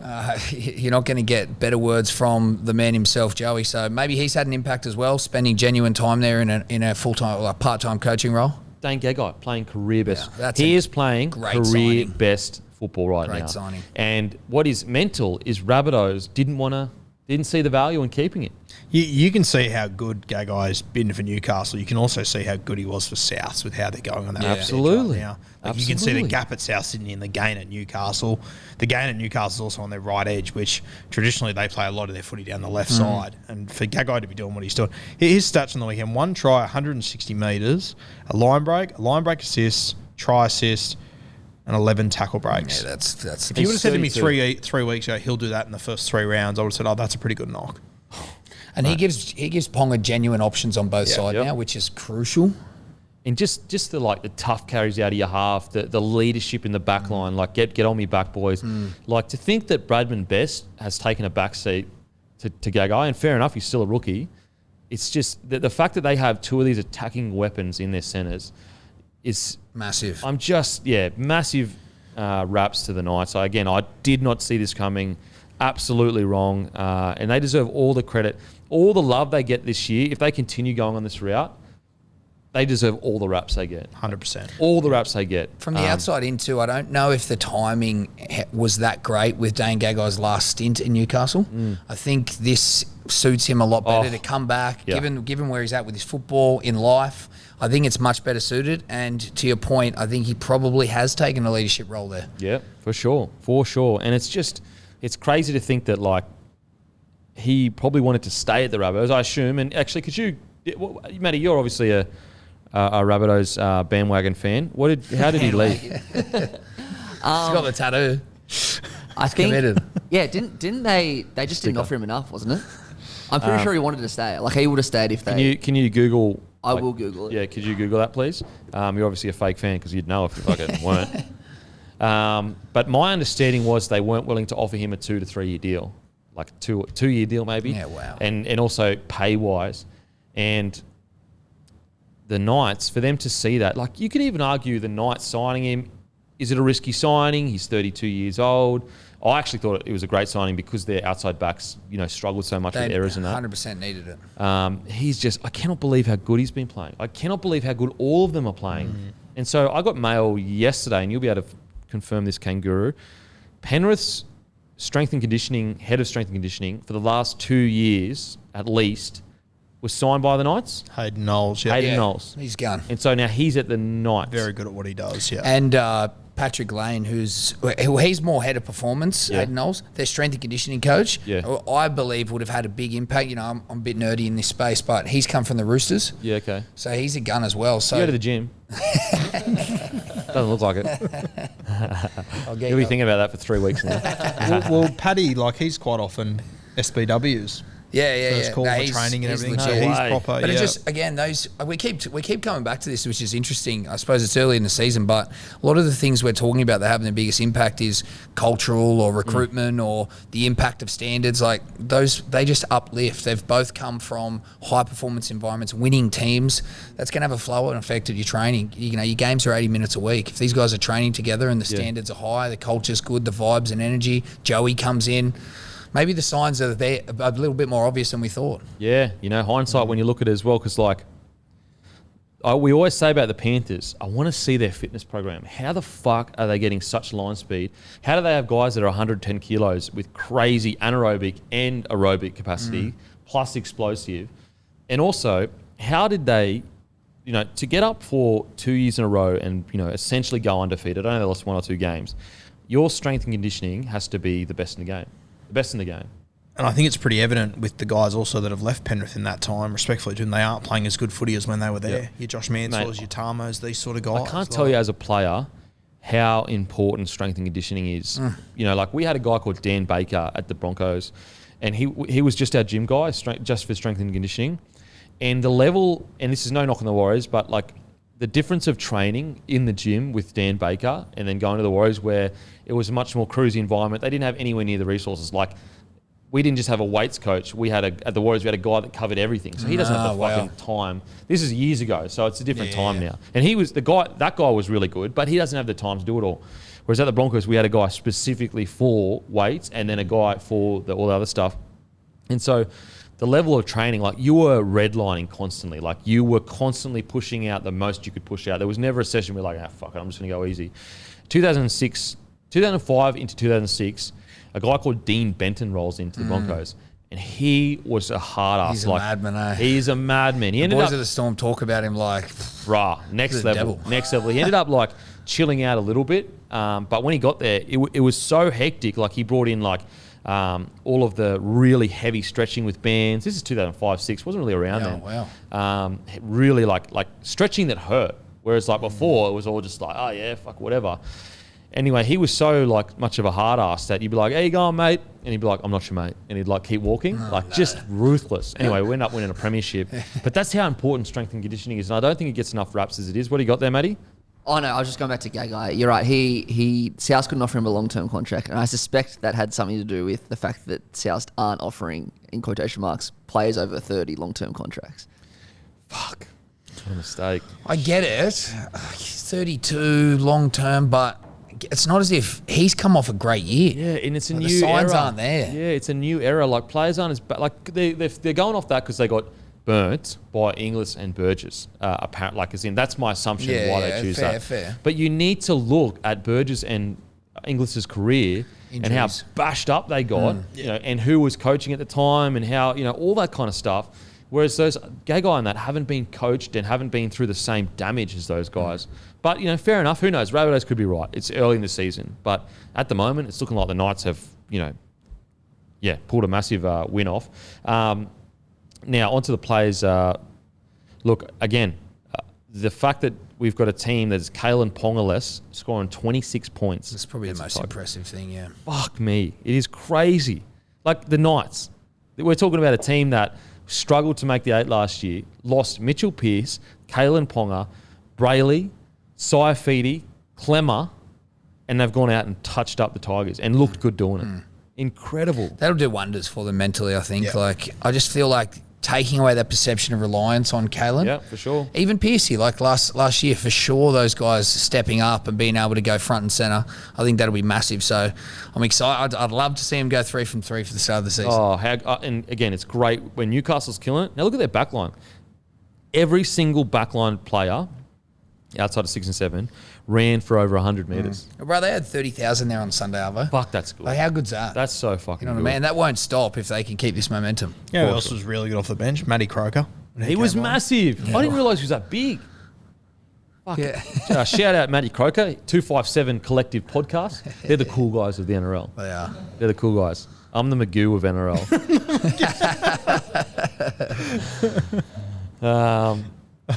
Kurt Mann, fuck, he's been a revelation. I mean, him at 13.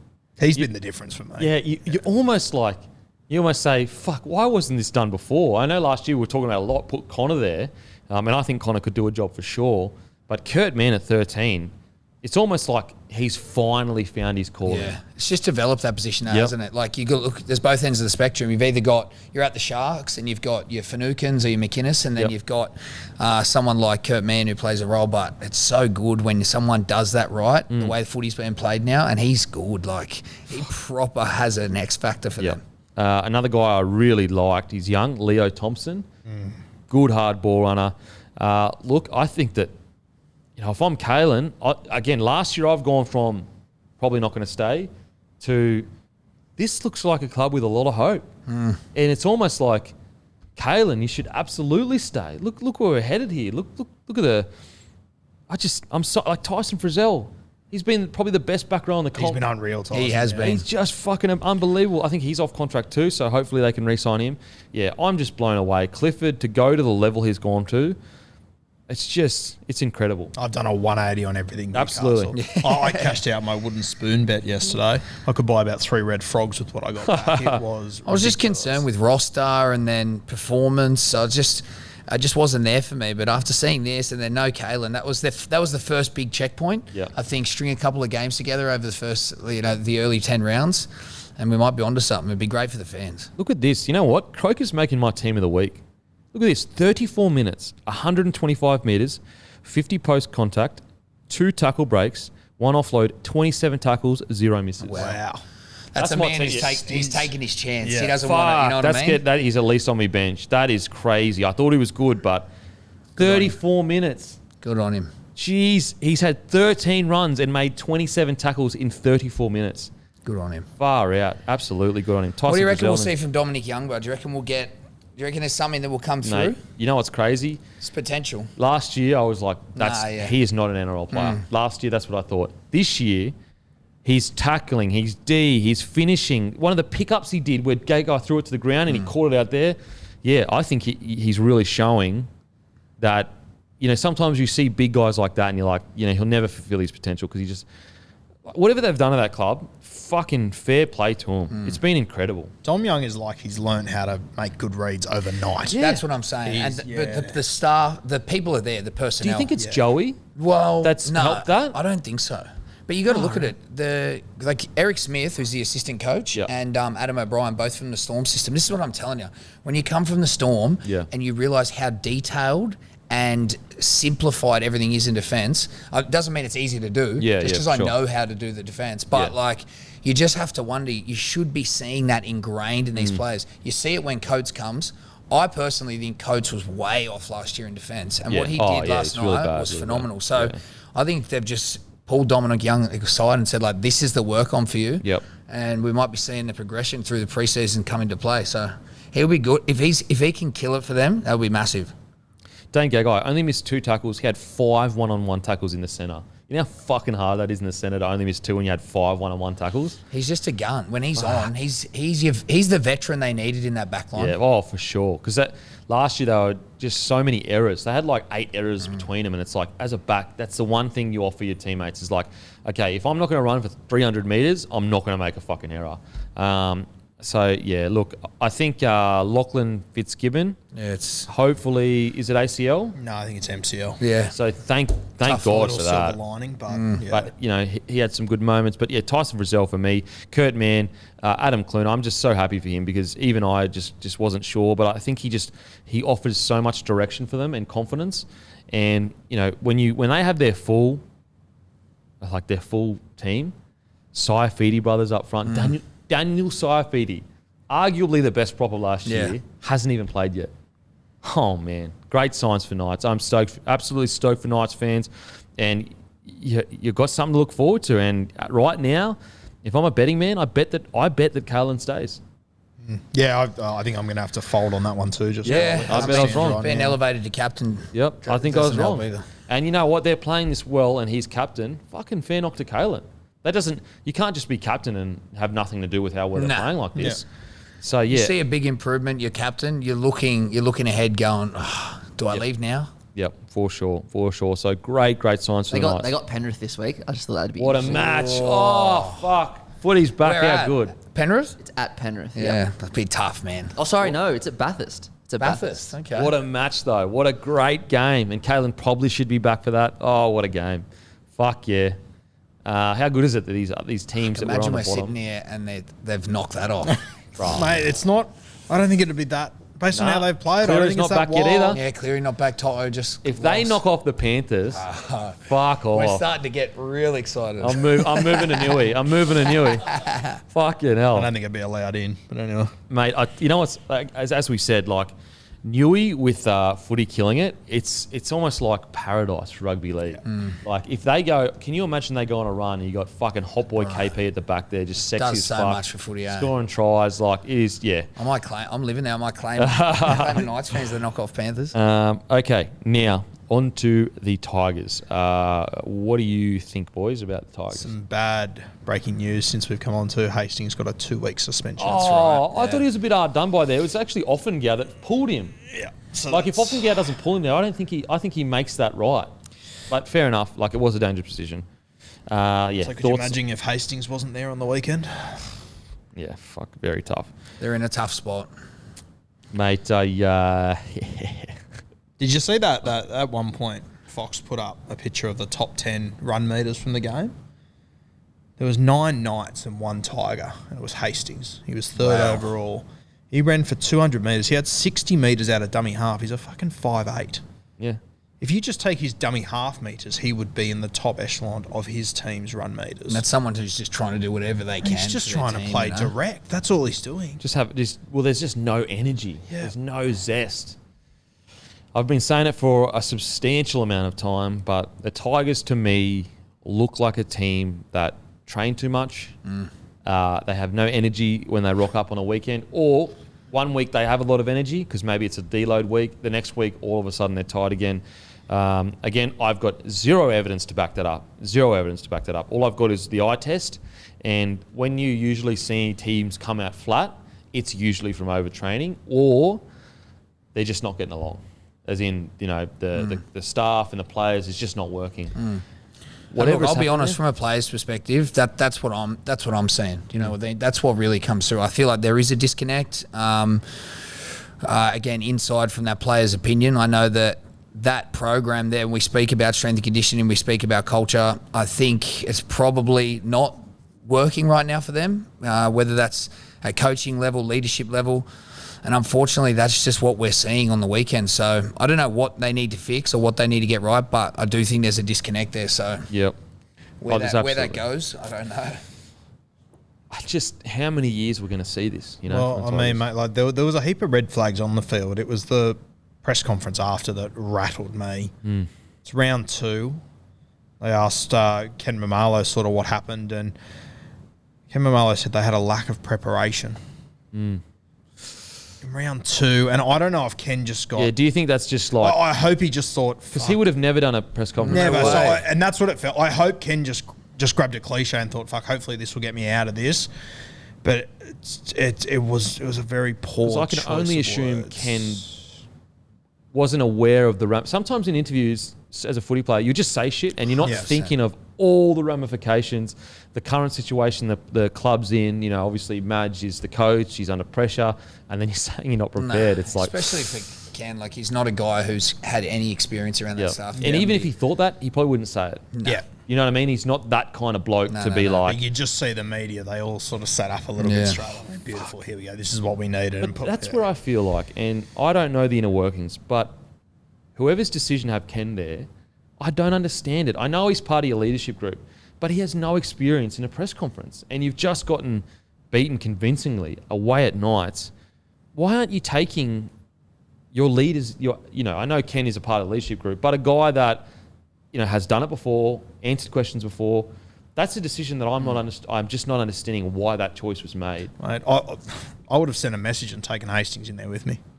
Yeah, Hastings I would have said to handle the rest of the players, fuck, he's the only one that had a crack today. And Hastings would have wanted to do it. Mate, he would have been, he'll there's nothing you can say to Hastings he hasn't heard before. Leader or not, I'm a winger in a losing team. I'm not going into a press conference. Yeah, what can you say as a winger? But what can you possibly say? Folklore will tell you do not do that. Yeah. But what could you say as a winger, really, as a winger? That's what I'm saying. You can't say anything because it's like, mate, you weren't in the engine room. Winger's most important position on the field. Yeah. But, disclaimer, I'm right. Very strange decision, that. But they've got other guys in that team that, I mean, you could have taken Twallen there. Joe O's played Origin. It was a strange decision, and I felt so sorry for Ken because you could see how uncomfortable he was. But, I mean... It's kind of reflective of where clubs would that happen? Yeah, it is where they're at. No one goes... These boys didn't go into pre-season wanting to lose. Everyone's got good intentions, but I just think this is the one club that they're going to just have to go through that couple of year process, I think, to just rebuild everything. But they have been doing it for feels like 10 years. 10 years. Changes need to happen. Changes absolutely need to happen. I just cannot see a way where that's the roster that Madge has wanted. He's got it. Well, they're also are they getting to that point of desperation where they're making decisions? That's never good as a club when you're there. You know what I mean? Oh, for sure. And then the next step is you potentially fall into the trap of paying overs for players because you're lacking opportunities. So they've got Papali'i and Appy coming in next year. So that'll be huge. Massive. Up for them. And honestly, I'd probably just make... Well, you probably can't. I was going to say make Appy captain, but maybe he wouldn't want that. I don't know what to say about the Tigers because I feel like we've already said it all. And I know that Tigers fans are sitting there going, fuck, let's just make this as painless as possible, boys. Like, let's not, kick the boot in. And I don't want to because I know the boys, they're not, the last thing they want is to lose a game of footy because they get pizzled the most. But as a fan, I can understand the frustration. It's like, how many years do we have to go through this? Same thing over and over. 6 p.m. Friday, they play the Warriors, 2 teams that haven't won a game yet. The Warriors have more... Without Hastings. Campbelltown, they're solid. They're always solid there. Oh, fuck. Yeah, I just... I've loved watching young Kelmer. Yeah, Ex-Storm player. Didn't quite get the opportunity. Had a lot of head knocks, a lot of concussion stuff, but he's an edge player. Has he signed with Manly, or is that the worst kept secret? Yeah. No, I think he confirmed it. Yeah. Okay. I just don't know what to say with the Tigers. I think that whatever is happening there, it isn't working. Because they only had 40% possession. They had 61 completion rate. They actually had more line breaks than the Knights, which is interesting. They missed 36 tackles, which is, on the other, they had 18 errors. 18 errors. There you go. Fuck, something's not working. They have to change something. Well, they play the next 2 weeks without Hastings now. They play the Titans and the Warriors. After that, they go Sharks, Parramatta, Rabbitohs, Dragons, Manly. Far out. Tough. The thing is, though, the Tigers are in such a position, and I think that all the bottom teams have moved so far away from them that any game's going to be tough. Yep. It's not like last year where you had the Broncos, Bulldogs also struggling. Hopefully they don't try and force Dewey into an early return. They just play smart there. And, Dewey look, next year they got Dewey, Appy, Papali'i. That's quite a substantial difference. Big inclusion. And I think that we're probably going to see Dewey Hastings partnering. Think we'll see it this year? If it keeps going the way it is, I think so. I just can't see. I can't see the Tigers progressing as a club unless big changes are made. Big changes. I'd love to see a couple of cultural based signings as well. I think they need For that. sure. Just leaders where Absolutely. you're not headhunting and poaching the most informed player, but And I wonder how many of them are willing to go there. That's the concern. yeah, that's it. That's a concern. It's like, Those signings become appealing though. Like, yeah. Do you think Madge sees out the season? I didn't think he'd see out last season, so I'm not confident. yeah, I don't see it with. If they're not getting success, I think Yeah, I agree. And you never want to see a bloke lose his job. But Nah. if this continues, I can't see a world where it makes sense to keep him. That's what I mean. For both parties. yeah, just it is what it is. looking We're at all that- bound by Yeah. performance. Look at that run coming. They could be 0-8. They really could be. That is tough. It's And I just think as a club, look, let's say they do win the They're a spoon this proud year. club too. Let's say they do win the spoon, or they come 15th, or even 14th. It's like, look, it can't really get worse. Let's just blow this place up and go again. It doesn't help that there's more articles today and yesterday about Brooks apparently not being happy. Brooks not happy? They've recycled that story again today. I mean, but is that a surprise? Is that a surprise? It seemed to me like him and Madge have never really clicked. I think it's better for Brooks if he goes somewhere else because I do believe I am firmly in the camp of Brooks is a high quality NRL I'm with player. you. Yeah, he's got more to offer. He's got so much to offer, and I think another club with a fresh start where he's not the main guy would do him a world of good. And it'd be a win for the Tigers and Everyone. Brooks. It's just not working. It's not working. That's the reality of it. And you know what? I'd make Hastings the captain. Yeah, so would I. You know what? If they keep this, I would literally scrap the leadership group. Hastings, you're the captain, and just go forward from there. Because you get absolutely towered, and Hastings runs for 200 metres. When have we ever really seen that with the Tigers? The half, outside of their glory years, the half stepping in and going, boys, I'm just going to fucking have it. I mean, you said him on the weekend. Exactly right. He was taking hit-ups. Literal scooting and hitting up. Yeah. Just because he knew Just his to forwards get weren't bending the something going. line. Like, Yeah. I think there was twice he got tackled on 4th. Yeah. And the next tackle was just an absolute shit And fight. it was almost like he was getting tackled on 4th to give Brooks the right field position to kick from. Like he was making a conscious effort of we're not getting to where we need to give Brooks space. I'm going to do it for us. Yeah. I would give captaincy to Hastings, and I'd be very surprised if there aren't seismic changes at the club. Unfortunately, it just does not seem to be getting better. If you're Appy and Papali'i, are you looking around the room? Or? Yeah, look, They'd be on good deals, bro. Yeah, that's true. Papali'i more than Appy, because I think Appy's towards the end of his career. Yeah. Papali'i is still fucking red hot. He could have gone, surely he could have gone nearly anywhere. Yeah, he was Dally M backer of the year. So tough times at Tigers. Hopefully the boys can bounce back. We know I can tell you now, guys, no player goes out there to get towed up because your life is hell that week. So I'm sure the boys will be as devastated as the fans are. No one's hurting more than the boys. Now, on to what was actually surprisingly, not surprising, well, it was surprising because both teams finished so low last year. This was a high-quality match. Broncos versus Doggies. Two fun teams to watch now, Mate, which is crazy. Absolutely. To say. It's ridiculous to say. Broncos probably more so because it's like Bulldogs have gone out and recruited heavy, and there's a little bit of an expectation that we see an improvement, but whatever. Guru, we couldn't really land on an explanation for the Broncos stuff for a turnaround. Maybe they're just like it's done. They're a little bit older. They're over it. They're over the scrutiny. Like how long can that last? It can't be like you can't be a Bronco and not be having some sort of success. Like that would have taken its toll. But I think it's clicked, bro. I think it's clicked for the boys. I think that they understand how important that jersey is now. I think Ben Ikin and Kevy Walters. That the reason why I was in agreement with bringing Kevy back is like it doesn't matter how good of a coach he is. What we know for sure is he knows what that jersey means. He's got the DNA, so he can instill that on them. Who's the assistants there, bro? Do you know? I think his brother might be an assistant. Yeah. I think. Yeah, I'll have to check that out. Steve's always there. Yeah, I'll have to check that out. But Ikin and Kevy's first probably big opportunity to just roll it their way. Yeah, absolutely. And it, like last night, even I was watching it, I'm like, even if we lose, I don't care because they are working so hard for each other and they withstood. Broncos had 41% of possession. Yeah, wow. 40. Tell me a Broncos side of the last 3 years that didn't have 40 put on them if they had 41% of possession.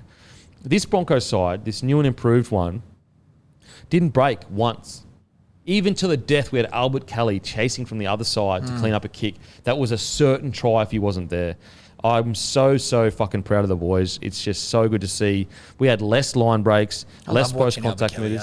Yeah, Albert Kelly. I mean, and I was unsure at the start of the year. I think he's been fantastic. We had less every single stat. Less completed sets, less total sets, less runs, less meters, less post-contact, we had half their line breaks. What an incredible performance. Incredible performance by the boys. I'm so fucking proud. So proud. John Cartwright and Terry Madison. Okay, and, Cartwright can coach. And Matty Balance in and around there too. Oh, yeah, he's really good too. I think he was coaching Manly Reserve Grade for a bit there. Yeah. Some standouts for me, Herbie Farnworth. Fuck me, he was good. He's earned that. He's been working towards that performance for years. Well, if you drop your A-line down here again, you say, who's the strike centre for the Broncos? Yeah. It's Herbie by a country mile at the moment. If you could put, like, Herbie goes looking for the ball. If you could put that mindset on Stags, fuck.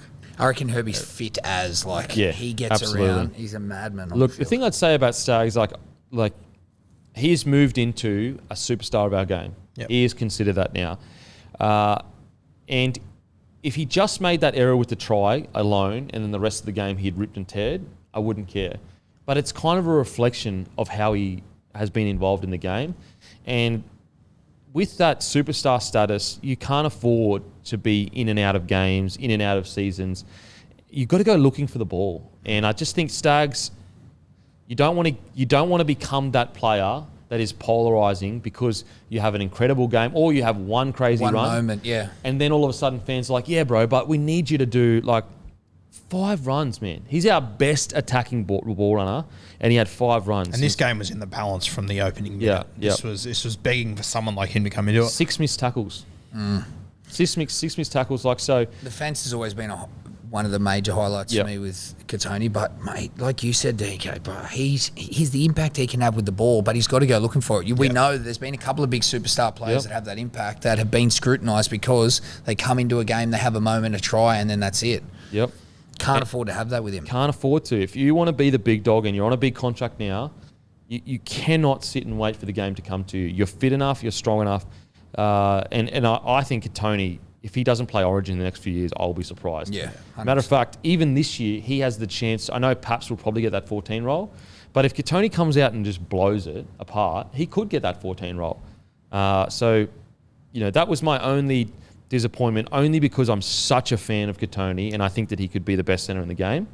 Outside of that, he still did come up with a really big play in defence, putting pressure on Burton, which made him drop the ball, which saved us a try. Mm-hmm. But yeah, as a whole, they were absolutely incredible last night. He came up with a few plays in defence on your own line. I think there was one he held another guy up, the one on Burton. So he kept, but you're right, there was, just with the ball, you just need more from him. You've got to have minimum 15 runs. And I think that should be the challenge for him. You need to have X amount of runs every game. Yeah, for sure. If that happens, I think also the fullback testing you, he's more of a run first sort of guy. Yeah, definitely. So sometimes when they do get into that shape, it's hard for Kotoni to get the ball off him. Sure. But I mean, that's where, Adam Reynolds knows he's got a Ferrari out there, as we always say. They've just got to get him more ball, however you do it. But you got to get it and scoot. Go have scoots, bro. He needs to be taking hit ups for that team. I understand if he has a quiet game because he didn't get good ball. Yeah. Got to go in and scoot. You got to go in and scoot. You got to get through your meters. You're on 600k now. You cannot afford to just be the guy that every now and then does an incredible play. And look, maybe it was just one of those games with Kotoni. Maybe it just didn't seem to work for him. And in his defence, they only had 41% of the ball. Yeah. But I think this is a real learning lesson for Kotoni, because you don't want to be the centre on 600k with your other centre doing 262 metres every week, scoring 2 tries. Because I know Kotoni would be competitive, even internally. And as I said, on his day, best centre in the comp. Easy, in my opinion. Oh, yeah. I don't think there's any centre that he can do. There's a lot of things that he does that no one can do. Yeah. So I think that he'll bounce back for sure. Outside of that, I thought Adam Reynolds brought a really calming experience, but I just want to give the raps to our forward pack. They didn't break for 1 second. There was a period there where it looks like the doggies are probably going to run away with this one, because they were kind of getting it over us. And our forward pack just hung in there. And then there was an image of we were under the pump. So we were under the pump and we kicked the ball down, and all the Bulldogs players were walking and hands on hips, and our boys were defending. And I was like, fucking oath, boys. That's the difference between a Bronco and someone else. Is when they got their hands on the haunches, they can't get back. We're fucking still up in their face. So proud of the boys. I mean, Adam Reynolds kicked for 562 metres. 562 metres. Herbie Farnworth, as I said, he's been playing his absolute dick off for so many years now. He has, and he's finally been given the spotlight he deserves. Yeah. So I'm so happy for him. Paddy Carrigan, fuck me, he's good. So fucking good. Jordan Ricky got through 50 tackles on the edge. Wow. 50 tackles. Jordan Ricky of old would have broken. Yeah. But this new Jordan Ricky, more mature, more fit, fantastic. Shout out to Corey Oates too. Scored his 100th NRL try. Over 200 metres. Oh, mate, to score 100 NRL tries, you two can probably talk about it more, how hard it is to score one. 100 is unbelievable. Yeah, it's unreal. And it's great timing for Corey. I think it's really important that he has a big season for the club. So I think a good game, a win, his 100th try, I'm pretty sure that's going to set him up confidence-wise. Big inclusion, and they need a good Corey Oates in your side in the back line. That's massive. People forget how good he was, man. Just chewing through meters coming out of That's what I mean. That's what the Broncos need. Yeah. And to the point of Kotoni playing a role in that stuff, you got Farnworth, who plays well above his weight. If the other guys can match that effort, especially coming out their own end, huge. Yeah, Kurt Catewell, I thought, did all the little things like, yes, he missed a few tackles or whatever, but it's just the attitude. It's the never say die attitude that I just think that Reynolds, Catewell, Carrigan, Haas have just brought into this side. Payne Haas, when the game was on the line, he's put his hand up and said, boys, get on me fucking back. Carrigan gets on his, he's a fucking animal. Absolute animal. Look at this. 159 metres, 4 tackle breaks, 33 tackles, only 1 miss in 60 minutes. And by his standards, that's not much. A quiet game. But what's crazy is he essentially did that in one half because they didn't have the ball in the first half. Yeah. Incredible. I'm just so fucking proud. And you know what? It's not the execution that I'm so proud of. It's the standards that we are setting. We did not break. We should have lost that game. Bit of grit from the Broncos. Massive nice grit. To see. So fucking good. That's the Broncos. That's the Broncos. And I keep giving him rats, but Paddy Carrigan is he's a lock. Absolute lock-in for that Queensland side. He's so fucking good. Kobe Hetherington. Yeah, aggressive off the line, and he does it over and over again. Kobe Hetherington comes off the bench in 34 minutes, gets through 30 tackles. Yeah. Just so good, man. So good. So very proud. Billy Walters comes on. continues to prove every run wrong. Yeah, he's a great player. 5 tackle breaks, in 25 minutes. Billy Walters, if Albert Culley wasn't playing so well, you'd almost give him a shoe in for that 6. Sure you would. Did you play with him? He's a great player. Great player. That impact he can bring, and it's just a really good mix with Turpin, and then we've got Corey Paix. So it's just shaping up so well for the Broncos. Very, very proud of the boys. Now onto the doggies. Yeah, interesting for Canterbury. The one thing I found very strange was the way they used Tavita. I mean, he started the game. He went off in the 14th minute. He came back on in the 28th. He then had a half-time spell. He came back for 10 minutes, then he came off. Then he went back on in the 67th minute for the last 13 minutes. It's a lot to use on one guy, isn't it? Yeah. For me, it's very strange. I've never seen that before. Especially when you've got the half-time break smack in the middle of a 10-minute spell on either side. Yeah. No, I totally agree. It was very, very... I mean, he still played really, really well. Great, yeah, 100%. Super impact. Yeah. But, yeah, it is a very strange way to use it. I don't think you should have to do that to make him play the way he did last night. You can't afford to. Can't afford in to. In the NRL, you can't afford to. I want to give a rap to Corey Waddell. I thought he was outstanding for the doggies. I also thought Hetherington on the edge is a revelation. Looks dangerous. Every time he got the ball, I was Big shitting fan. myself Big because he's so fucking aggressive. Fucking off his head. Off his head at a half constantly.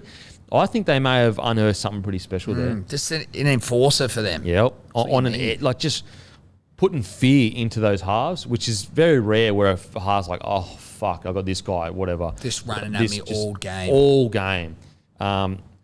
Mate, I really, really like what I see from the doggies. I thought Matt Burton, his bombs were absolutely outrageous. I haven't seen things like that since Joey.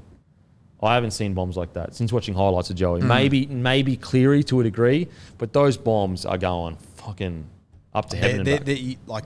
They go out a shot. Yeah, which you never see. It's ridiculous. Yeah.